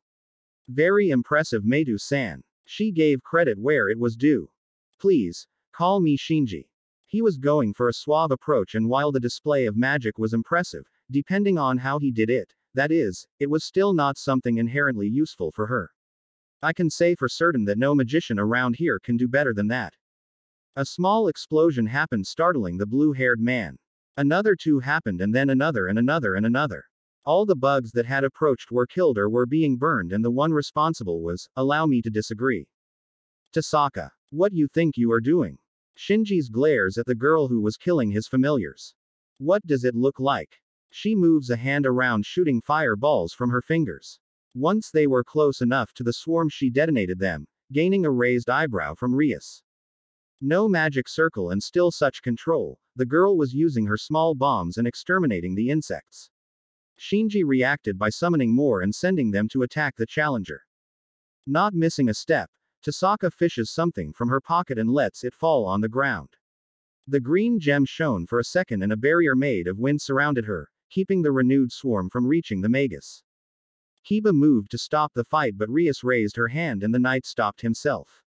Some of the other magicians were running away while others made barriers and protections for themselves. Akano followed the example and made a barrier in front of the desk. Shinji starts to use water to put out fires and to help his army. Suddenly the water he was summoned turns around and hits him on the face. Sorry for that, Meidu-san. With that last comment, the woman throws a red jewel to the air and snaps her fingers. It blows up and a shower of light falls to earth, making the bugs flee or die. Even the one on Ria's hand simply combusted, leaving nothing behind. Many of the magicians looked at the events that transpired and they realized that there was no competition to be had there. They were completely upstaged by Shinji, and then Tasaka came around and upstaged him. Rias couldn't help herself but applaud the events, which prompted Tasaka to take a bow. An impressive display. You managed to neutralize most of the familiars. Crossing her arms below her impressive bust, the king then asks, and how do you two know each other? She just couldn't help her curiosity. The two looked at each other. There was animosity there, but at the moment the Tasaka was smug while Meidu was angry. Our families know each other. Know each other. Bah. Hilarious Tasaka. Now it was the blue-haired student who was smug. I am her sister's fiancé. He was looking at the Tasaka with a smile of pure arrogance. There was a story there that the devils didn't know about, being human politics more than anything. And now Rias could see the anger on the magus. It wasn't on her face but on her posture, which grew rigid, and her hands that twitched. A part of her sympathetic with the situation. Since Shinji was young, it was possibly a contract made, indicated that it was a negotiation between Meidu and Tasaka clans, because she doubted that the sister of Tasaka would be the elder, since this one was the one present trying to a pact. What is your name? Rias asked the woman gently. Rin. Tasaka Rin. The best magician in Japan. Rin made a point to look at Shinji with a cheeky smile, but Meidu kept control of his emotions. Well. With a small clap, Rias got everyone's attention. It was an. Is everyone alright? A familiar voice came from the woods and two people sprung out of them. The first one nobody recognized, a woman with black hair, but the second some people did. What is Homurahara's brownie doing here? Asked a confused Shinji, getting a chuckle from Akano. Brownie. Have you heard Abucho? The fact she called Rias by the title she preferred made her beg for a distraction. Fortunately for her, Shuru tended to express his confusion. Tasaka. Meidu. You guys are in Kuo too. Do you know then, Shuru-kun? Ria's question was not what startled many of the present. What? They are in first name basis. Who the hell is this guy? Shiru's temporary companion decides to ask a question of her own. Any reason why there was so much mana being thrown around here? The demand came with a certain degree of anger. If you are fighting or something similar, it would be best to place a proper boundary field because there is a literal army of mundanes around. Calm down, Setsuna-san. He places a hand on her shoulder. I'm sure there is a perfectly logical explanation for all this. Oh, it's nothing much. We were just holding a small talent show for magicians and things got out of hand because of these two. Akano didn't hesitate to point at the two culprits. They are magicians too. Color Shuru surprised, he had no idea. We are from respectable family lines. Shinji said, pointing at himself. It's you who is the odd one here. While agreeing with him makes me sick, Rin decided to say, he is right. Care to explain what you are, Emma-kun? Because I find it hard to believe that there was another family line in Homurahara. Now Shuru hesitated, he still needed to talk with his father about his family situation. Technically speaking, he and his sister were the only magicians. His mother could use magic but she didn't do research. Sella also could do basic stuff and Liz was just strong, really strong. And at the moment the state of his father on this was complicated. Shuru-kun is a dear friend of mine. Rias said, getting up from the desk and stepping closer to the magicians and the unknown girl that showed up with her fellow redhead. The duo that was interrogating him got mute. But I have a better question. Who was the one that tried to call me last term? The redhead devil was taking a good look at the two former Homurahara students. Call you? Shinji questioned, confused while Rin's face could be found in a statue of how still it was. While I would love to make contact with you previously, Rias-sama. Stop. Rias cuts him off. Grimory. Huh. Shinji didn't understand. You have no permission to use my given name. To you it is, Grimory-sama. Am I clear? Everyone was quiet. This was the heiress of Grimory speaking and it didn't matter what Shinji wanted, the answer was obvious. Crystal. Grimory-sama. He said with a formal bow. She isn't a fool that I can charm my way with. The heiress has claws. Thought an indignated Medu. Then Rias turned to Rin. You were the one who tried to call me. It wasn't a question. Grimory-sama. I didn't. The king wasn't having any of that. Don't lie. The order was absolute. Your next line is going to be, yes I did and I made a mistake on the method to contact you. Rin stayed silent but Rias just glared at her. Say it. Rin couldn't challenge that. The Grimory clan had too much strength to be challenged openly. Yes I did and I made a mistake on the method to contact you. You thought Medu-san and you were the only magicians on Homurahara. Rias said, stepping away from the other two and getting close to Shuru. But you didn't know that Shuru was one as well and had no way of knowing he had better detection skills. Once Rias was at Shiru's side she turned to the others. Because of your actions I met him and we both fought and defeated a stray devil who hid beneath your school. There was a stray there.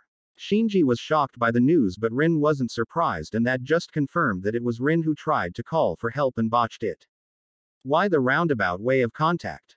Rias asks and Rin lets out a sigh.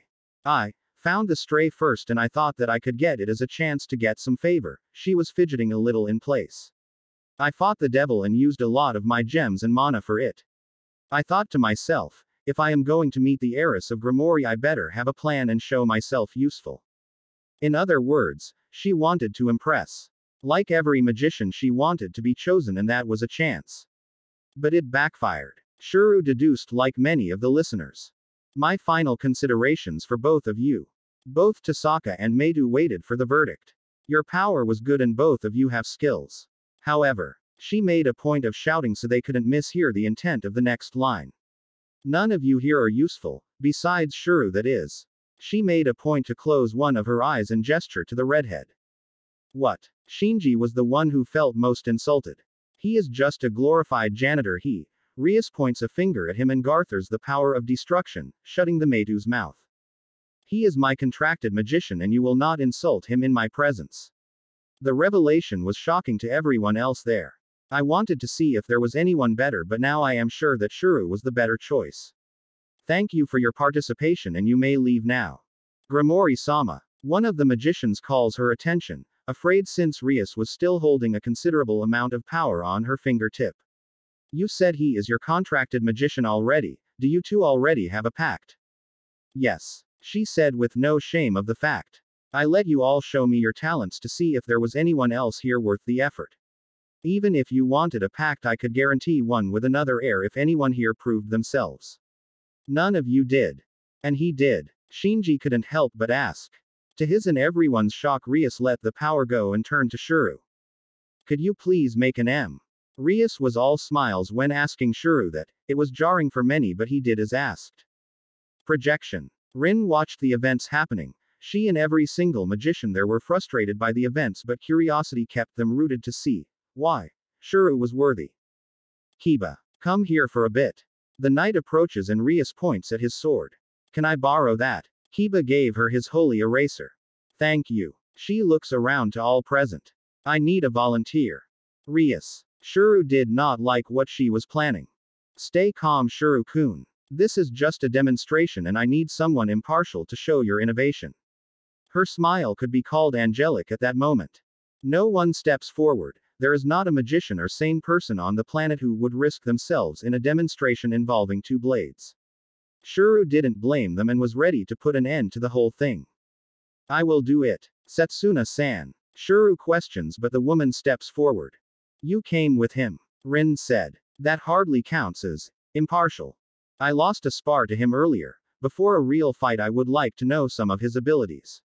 The logic made sense to the devils and magicians, but not to Shuru. Wati. You didn't lose. You hit me first. By the rules of their improvised bout, that meant she had the point while his would be invalid. By a second of difference, your attack would have been lethal. Rias really wanted to hear that story. What do you need?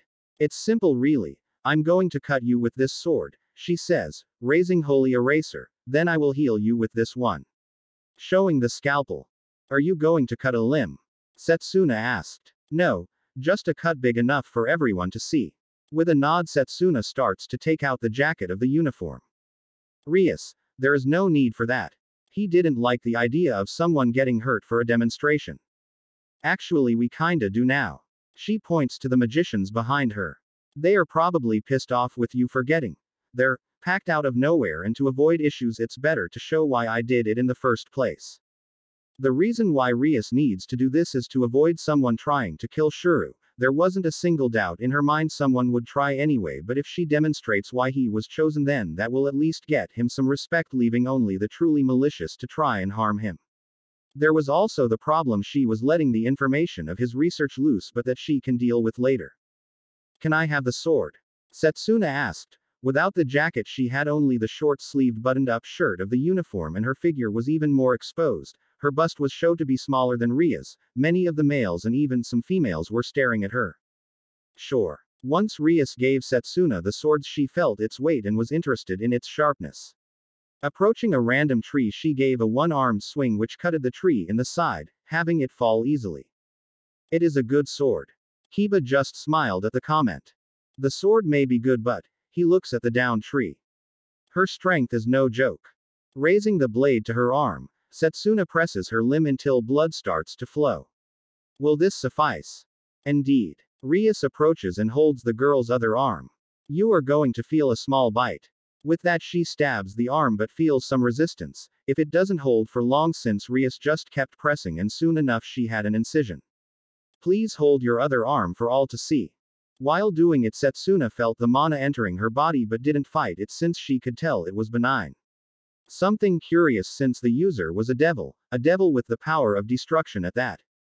The wound starts to close without issues. Many of the audience were impressed. Even Ria's peerage, who she told about Shiru's invention, couldn't even comment.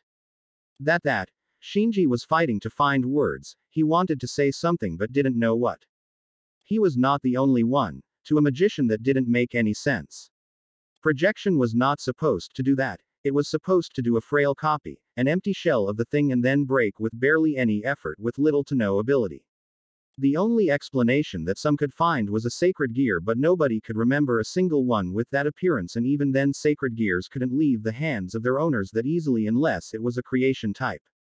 The other hypotheses no one wanted to admit, since it would imply that there was a sorcerer with the strongest true magic alive, and that was a nightmare for everyone else. The only reason why nobody was jumping to that conclusion was the fact that there was a small trail of mana going into the scalpel to keep it stable. Once the arm was fully healed, Setsuna made a point to move it around. She felt no side effects. Impressive. She turns to Shuru. And you made that with magic. No, Shish. Rias stops him by placing a finger on his lips. She felt amused how his face got red. No telling Shuru, at least not with so many around. He couldn't disagree with her, and then she said to the rest of them. Some of you are powerful, have decent spells and knowledge, but compared to him and this, she raises M for all to see. With these, anyone with enough mana can close even a lethal wound. With this, the medicine of my world can grow more. With this I can make a revolution in the underworld. She looked around all present, daring anyone to challenge her claim. That healing speed was compared to a high-level spell or sacred gear or even phoenix tears. In face of these facts there was no argument. So, can anyone do better? It was a known fact that the devil's healing was slow. It can save people from fatal wounds, but slow to the point it takes a whole night to heal someone unless the person using it was specially skilled. That was why phoenix tears were praised. Even if Shiru's method wasn't perfect, it was already fast enough to compete with the Phoenix family speciality. Now, if any of you aren't going to disagree, I suggest you all leave and try to get a pact with the heiress of Citri. Considering her personality and the skill set of most of those, then it is going to be pretty much impossible. Rias didn't bother saying the last part. Let them try and fail if they want. One by one the magicians started to leave the premises. There was nothing to be gained from staying since they lacked any means to compete against Shuru at the moment. Some were just frustrated while others looked at both redheads with envy or hatred. Rias didn't care for their opinions. Even if some had decent skill, it was not enough to warrant a pact, even if Shuru wasn't a factor, because it was more of the same when it came to the modern magicians, picking up where their parents left off and going from there doing the same thing. To more than one magician the symptoms were worse since they tried to reach the theoretical root, and tended to ignore any avenue that wasn't expedient to it. Meitu Shinji glared at Shuru. He was furious, but he wasn't going to act against him in front of the devils. Another thing he planned to do was interrogating Rin about her attempt of contact. Tasaka was biting her lip when she thought about it, since it was her carelessness that led the devil to Emiya. She had some research to do too, because she couldn't believe what Shuru did was projection. It had all the signs of being it, but it was still unbelievable. Once there were just devils, Shuru and Setsuna present, Rias moved to introduce herself properly. I apologize we had to meet like this, but a friend of Shuru is my own too. I'm Rias Grimori. Higurashi Setsuna. You can call me just Setsuna. Then please call me Rias. After everyone presented themselves, Rias offered their guests tea. Inside the occult research club was dark, not to the point Shuru was blind, but he had the feeling that they didn't receive many guests. Kiba stayed close to him and helped him navigate until the main office. There was a certain gothic aesthetic to it. There were 3 couches of different colors, a table between the couches, a huge table with some papers in it, and a comfortable chair behind with a closed door behind the desk. Once everyone was seated and Akino offered to serve some tea, Rias said. Sorry for not calling earlier, but as you can see I was busy. Why wasn't there a boundary field around the property? Setsuna goes directly to the point, and Shuru couldn't help but agree with the question. From here to the school itself is a good distance, and everyone is distracted with the club hunting. Rias explained, but Akino complimented. There is also the fact that you can't have too many fields into other fields without destabilizing the whole thing. If Bucho got one on her base, the other heirs would want some too. Not forgetting how much we already annoy them by having some space just our own. Kiba mused. Why is Ria's group getting its own space? Shuru refrained from asking. Instead he said. Sorry for dropping in like that. Rias shook her head. It's fine. I was going to send for you earlier, but the number of magicians was bigger than I expected. She shuffles through some drawers from her desk and pulls out a small notebook. But that doesn't matter right now. Here. Take a look at these and tell me what you want to try first. Opening the book, Shuru was legitimately impressed. Every page was a kind of rare material with statistics, previous utilities, methods of foraging, and suggestions. You made this. It was too much work for one person alone. We had some help, but most of the work was from us and the others. Rias bragged. Others. Not every member of our little group is old enough for high school. Akino said with a smile. While all that is all and good, Setsuna let herself be known. I think you forgot why we come here, Shuru. Why we came here? He slaps himself in the face before saying. Rias, There is a brawl happening on campus. It is already solved, Rias said definitively. What? Shuru was confused. If there really was a brawl happening, believe me when I say there was something really strict there that already solved the problem. I can't believe this. The one known as Shitori Sauna stood before over 40 people, all bowing their heads in Caesar position. This is supposed to be a day to help the new students adjust. How any of you dare to fight in the middle of it? That was the moment that the witnesses of the event understood the saying. It is not about the size of a person in a fight but the size of the fight in the person. Trust me, she is probably lecturing everyone there at this point. The certainty in her voice had Shuru resign himself and just sit on the couch again. Akano gives him more tea and he just accepts it. Good to know, Setsuna says, motioning for Akano for a bit more tea. But that is not important right now. Did you find a club of your own, Shuru? Rias asked. If you didn't, you can join us here, since any practice that you make with your weapons is already part of the occult. You can use the free time however you want. Our club is also a cover for our operations. Kiba offers with a smile. Since you are contracted to Bucho, it wouldn't be a problem for us to have you here. Maybe we could even give you a spot if you want, Setsuna-san. Akano offered. Shuru stayed quiet for a minute, thinking about it. Under one hand he could work more on his projects, figuring out how to make an independent M or finding a way to make magic swords with less effort would go faster with the extra time. Even if he didn't know where to start on the damn thing, it would still be way faster if he spilled his time. Yet, how fast do you need the M's? He couldn't help but ask. Rias hesitated in giving an answer. It was just a few seconds, but Akano noticed. There is no rush, but I would like to progress in your lifetime at least. For Shuru it was still weird speaking of his lifetime as if it was nothing. I would love it if you could get something in 2 years if possible, at least some proof the process could be replicable by someone else or that you can make more in a safer way. He could already have made more if he was willing to risk his mother's life again, but her heart almost stopped because she didn't tell him how much mana she was using. I don't get it, Setsuna pointed out. Can't you make more of that with just your magic? This is a copy of the original. Rias explained to Shuru, who looked lost in thought. It is draining him mana even now and that won't do. We need more of the legitimate articles, viable and permanent. Imagine that. A tool that can stop bleeding mid-fight or used for emergencies. Even Kiba has to admit he was impressed. Once his king told him how Shuru forged the tool, he tried to make a similar sword but he failed. So, Setsuna, tell me how you and Shuru met. Akano sits and gets ready for the story while Shuru is still thinking about the offer. Every tally that Shuru made on his head said that it would be better to take the offer. The only unsettling thing about the whole thing was Ria's attitude in relation to time, but she was a devil. For a being that lived for millennia, a few years was nothing. But Shuru wanted to progress on his research, the development of his blade. He didn't care about the root or anything like that, but he wanted to make stuff that helped people. A more selfish man wouldn't think of streamlining the process to make it impossible for others to reproduce and make a profit, but Shuru didn't care about that either. He wanted to know that the tools he created were saving lives. There was absolutely no reason for him to deny the offer and use his time effectively, but he was dealing. Why do I feel like that is a mistake?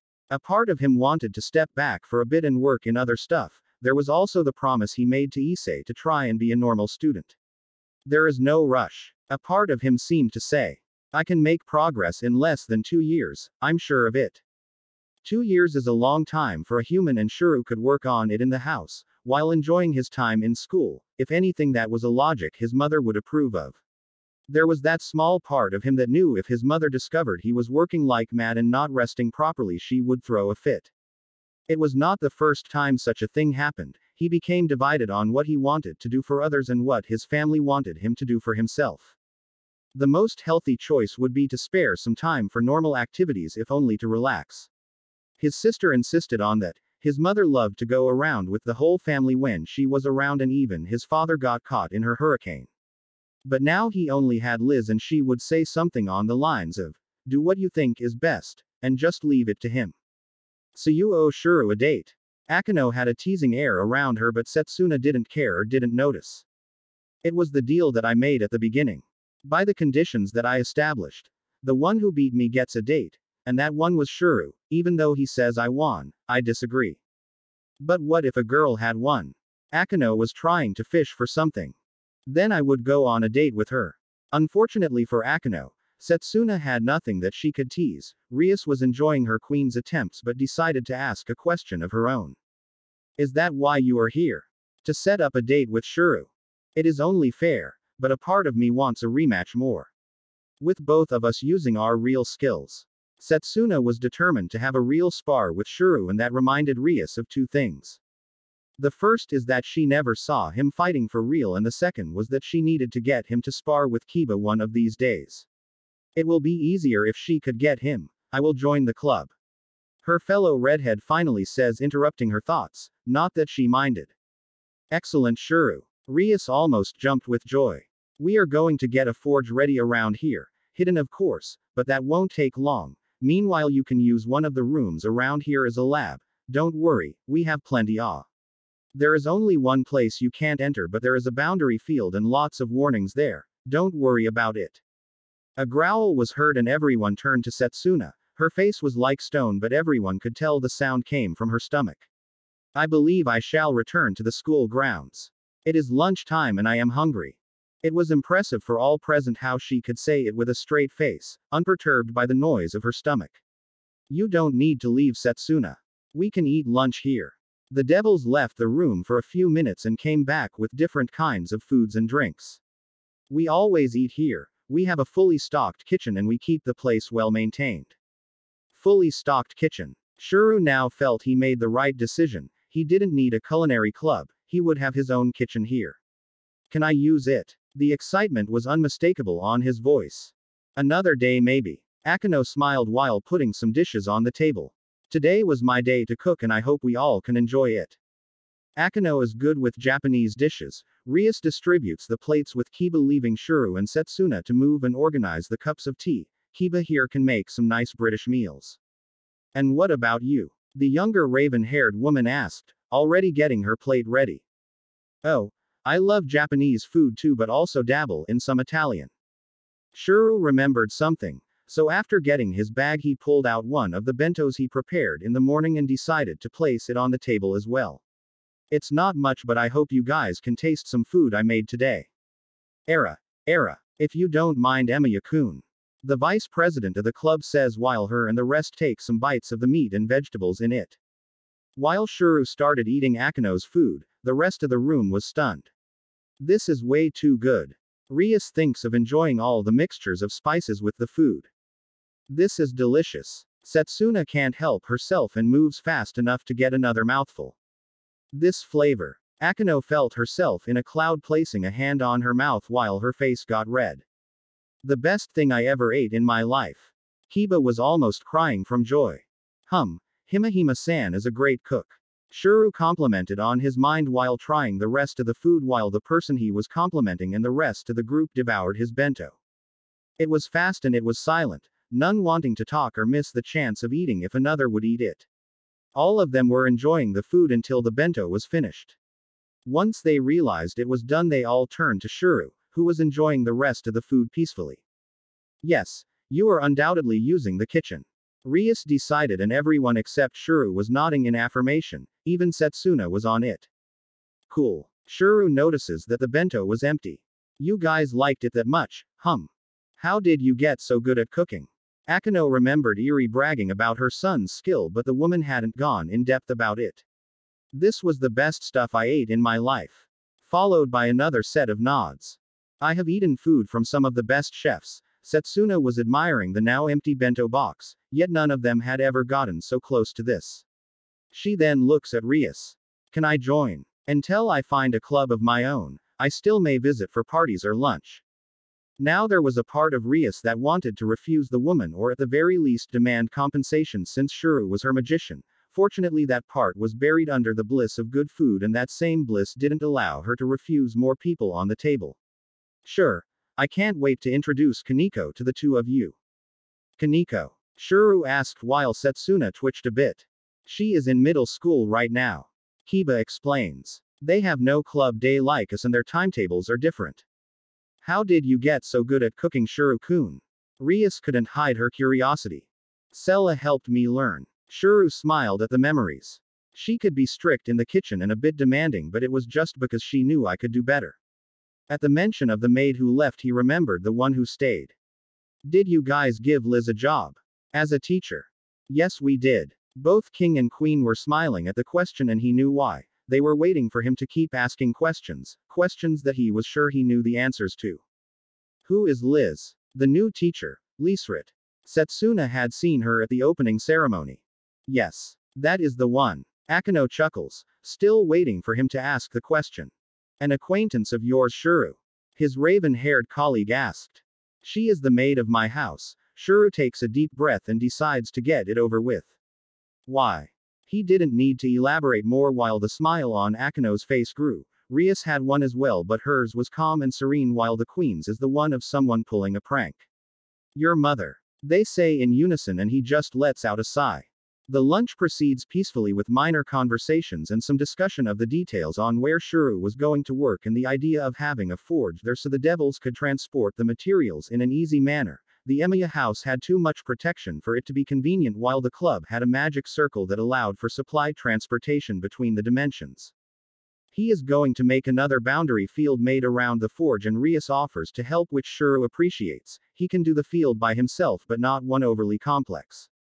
When asked if the new field was going to perturb the one around the school, Kiba explained. We can make specific barriers, don't worry about it. They are just limited and hard. Better to make for something permanent like this. What followed was Rias complaining about the paperwork that it would bring. The fact she was complaining was enough for Shuru to realize that making a boundary field in Kuo was a hassle if anything else. Once the sun got ready to set, it was time for the non-devils to go home. They would have normal classes the next day, and Rias said that in Kuo things would be a bit different than other schools, especially for people like them, while pointing at her own pin. Rias watches as Shuru and Setsuna leave. The young woman is welcomed into the club until she finds one of her own, but once she sees if she is capable, Rias may just invite her to the peerage. I am happy that everything ended well. Akano's voice snapped Rias out of her thoughts. Kiba, could you please follow them discreetly? I don't want anything to happen. Yes, Bucho.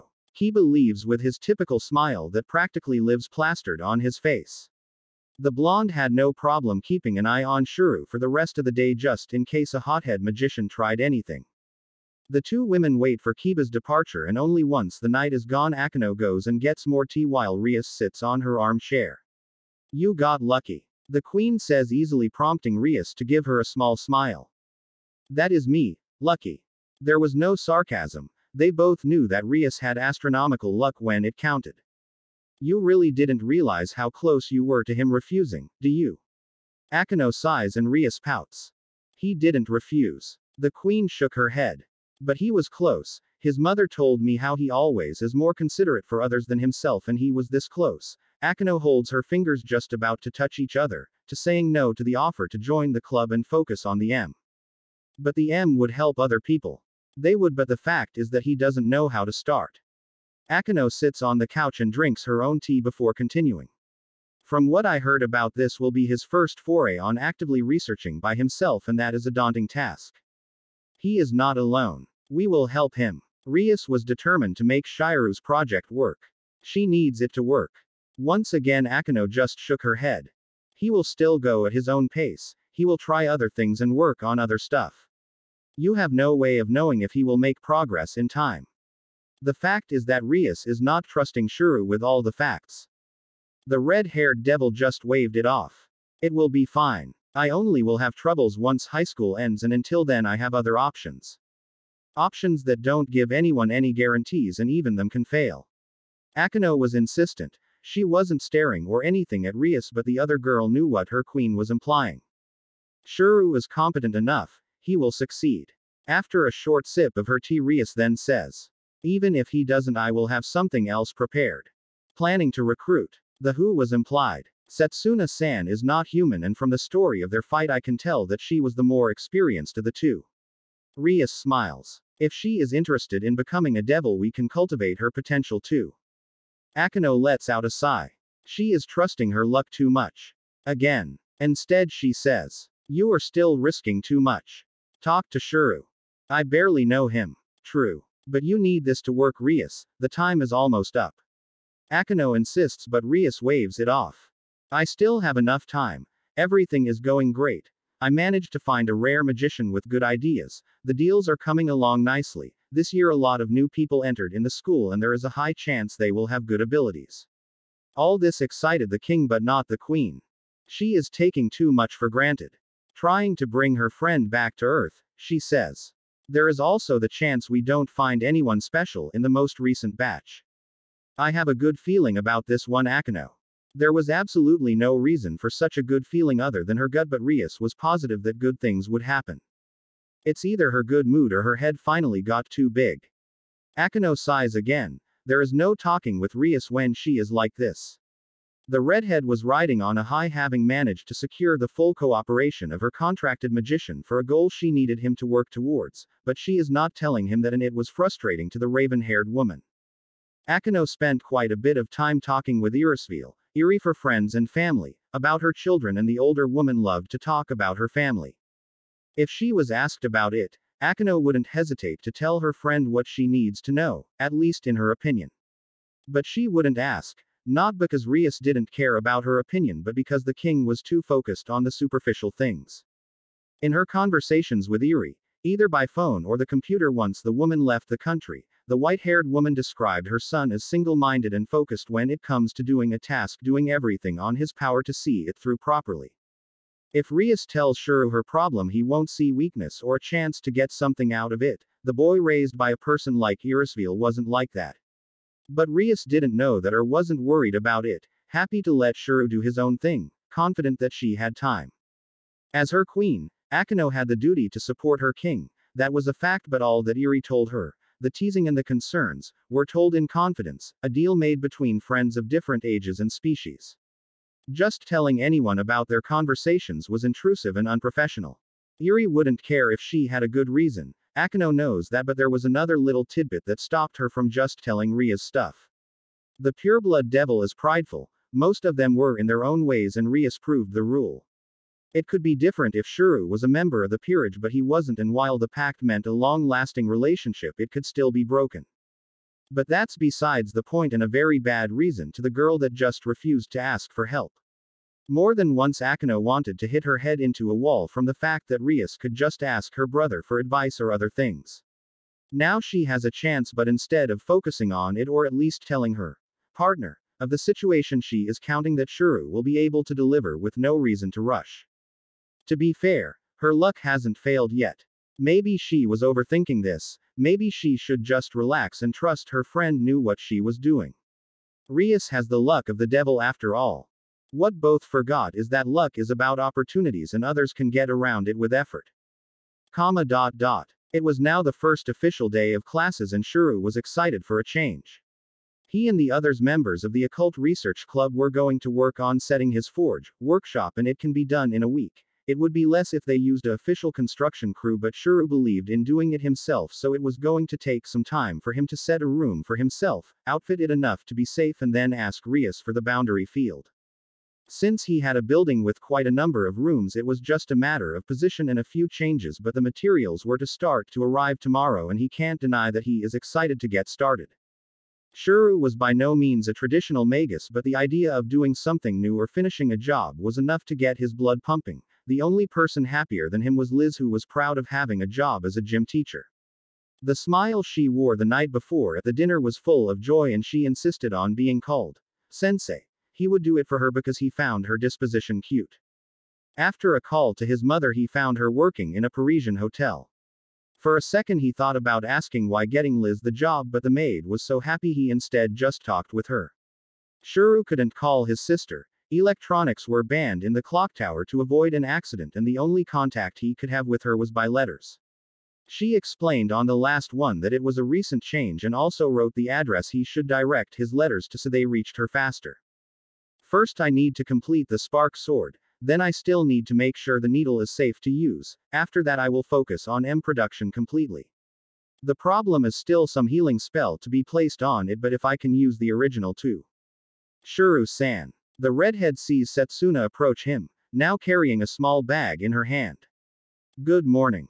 Good morning, Setsuna-san. They moved past other students who made way for them with eyes of admiration. I really feel uncomfortable with that, Shuru said while scratching the back of his head. The fight was recorded. There is nothing we can do. The raven-haired one didn't care about the stares or the attention.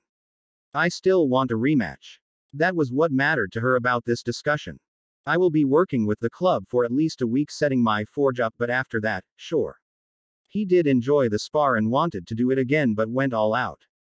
Good. Setsuna didn't show it, but she also wanted that fight to happen soon, to go all out against him in combat. She was going to work on his forge as well to make sure it gets done as fast as possible. What number is your classroom? They were approaching him already. Same as your Emiya-kun. Standing next to the wall was Kiba. He had his usual smile and his uniform was impeccable. There were some girls who were staring at him, but that wasn't Shiru's focus. How do you know that? Let's just say that the classes were divided following some criteria. If both of you would follow me. They were just a few steps away from the door, but once it was open, Shuru recognized some of the faces already present. Sitting at one desk at the superior corner closest to the window was Tasaka Rin reading a book. In the middle of the classroom was Meiju Shinji talking with a group that he remembered being in the club the day before.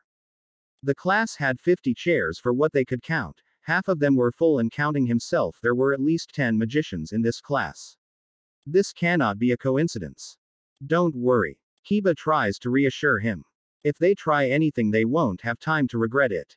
The blonde gives Shuru a smile and moves to sit on a chair in the middle of the room. Setsuna places a hand on his shoulder. They won't do anything in broad daylight. Setsuna moves to sit on one of the chairs at the back and Shuru follows. Shinji notices him but promptly turns back to his conversation. Rin was still reading her book and now he could see it closer. He was sure it was written in German. The title read, Circles for the Elements. It was a grimoire or a book of magic, which could even be magic itself. Most Japanese couldn't read German, but even then she shouldn't be reading that in the open. Shuru ended up sitting in between Setsuna and Kiba. Behind him there was the end of the classroom. In front of him there was a girl with white hair talking with a girl with braids, and then she turned and started to chat with the knight while her friend also tried to get into the conversation. He could smell brimstone coming from them and was almost sure one of them was a devil at least. Soon the class starts to fill, and if Shuru notices that everyone in the class has a pin somewhere in their clothes, he turns to Setsuna and she also looks at him and gives him a nod and then goes to read a book of her own. Did everyone know that there were this many magical beings on Fuyuki except me? Shuru really wanted to be more than devils and magicians in the classroom as well, and he can't claim to know everything about the supernatural. Shuru was nervous. He tried to calm down, but he could feel quite a few eyes on him and that was making him twitchy. Now he wished he had taken his time to go to school, or that he also had a book or something similar.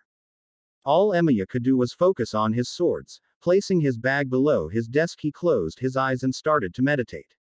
Once upon a time he tried to picture his forge in his meditation, but that always left him out of focus. He got better results when he imagined himself sitting around surrounded by blades. He doesn't know why, but it was easy to clear his mind of the surroundings like this. Isolating himself first on his inner world, as he liked to call him, as in a dark space, all he could see were his many works around him.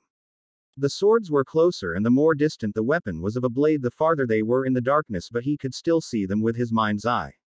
This was a place Shuru could relax and feel comfortable in while at the same time working on his projects without needing to use anything other than his knowledge and imagination. In there, modifying the swords and testing designs was no trouble to determine what was best for what.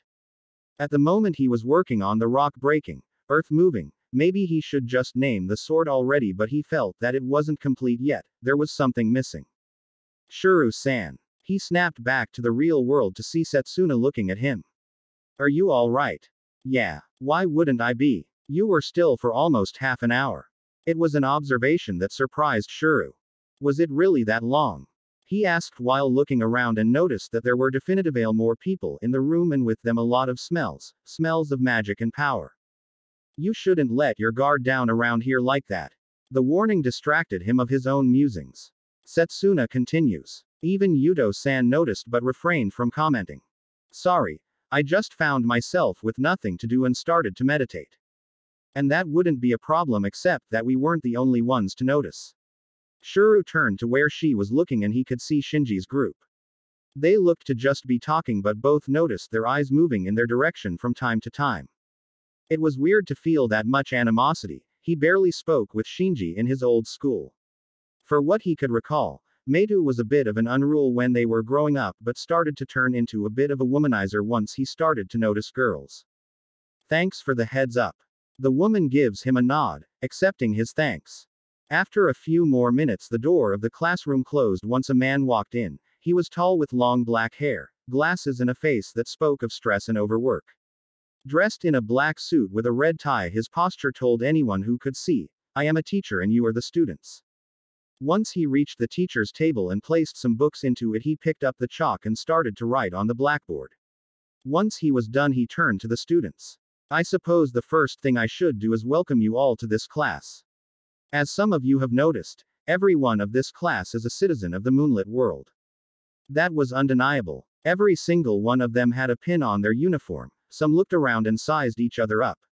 Much like Shuru, there were others that showed signs of not knowing that the moonlit world had such a presence in Fuyuki.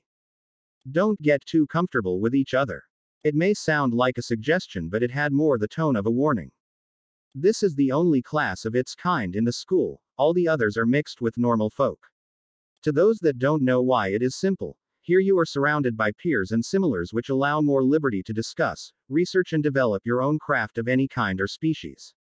The classroom is surrounded by a boundary field, and unless you exert considerable strength, there is no way for someone outside for anyone to notice the more exoteric things that will happen here. That got many of the students excited, and Shuru could see why. Even if there was still a desire to keep many of the aspects of their magic a secret, the opening to dialogue and testing can allow for one to make great strides on their research and would let them be themselves without the risk of exposure. Don't think this is a right any of you have. This is a privilege. The deadpan stare the man gave the class sobered them up. And like any other privilege, it can be easily removed without prompt or ceremony. If any of you paid attention to the opening ceremony or the day before, you will realize that there were less people here than it should if these were all of us in the school. That was an understatement if Shuru had heard any. Just magicians alone he saw enough to fill the room outside or the occult research club.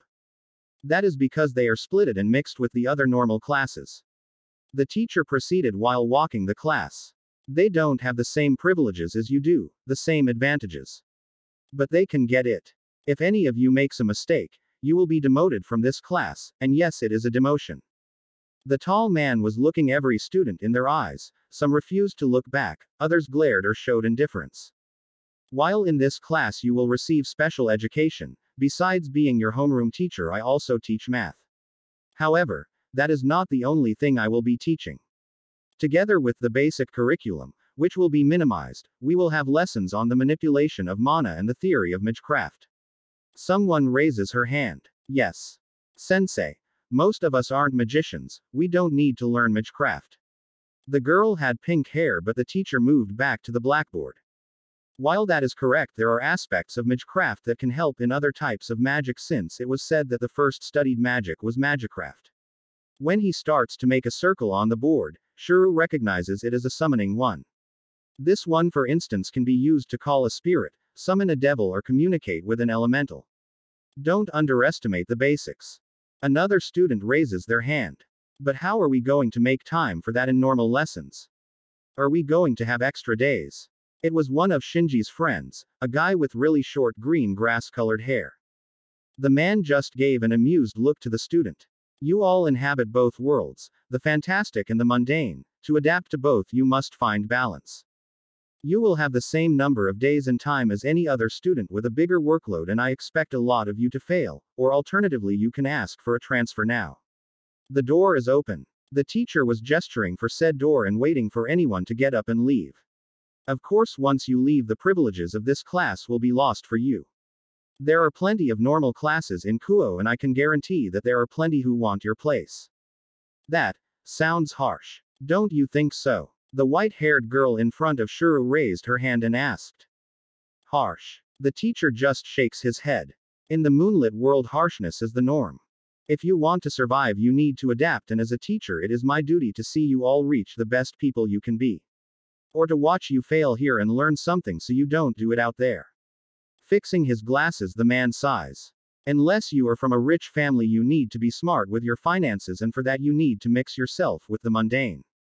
Maybe you all won't need that, but either way it is going to be a good experience. The class chatted for a bit, debating the merits of such a system. There were plenty who disagreed, but others just accepted it, even if just to not leave this class for a more normal one. Sensei. Tasaka Rin raises her hand. I already have plenty of study in the fields of formal magecraft. In my case, I can use this class however I want, right? That is a good question. Shuru thought, and the teacher gave her a nod. So long as you get good grades, make your projects, and don't expose our world, you can do anything in this class if it doesn't bother the others. Then the demeanor of the teacher changed completely. But be warned that if any of you do anything stupid, I will make sure you regret it regardless of your sponsor. Mana surrounded the man in great quantities. Have I made myself clear? No one dared to deny or challenge the man. There were already a couple of nods going around until Shinji opened his mouth. And who are you to threaten us? The teacher chuckled. Careful with that spine. If we were on the clock tower and you ensured the wrong lord, there was a chance you would be dead by the hour. The man then points to the name on the blackboard. As for who I am, are you blind? I wrote my name at the beginning. My name is Waver Velvet. This is the Occidental way of saying it, and I prefer it. You are a teacher from the clock tower? Rin asked. Every magician in the room was shocked by the reveal. I was, but the pay here is better. Less backstabbing too. Waver Velvet looked to all his new students. Now, if we haven't any more questions, shall we begin?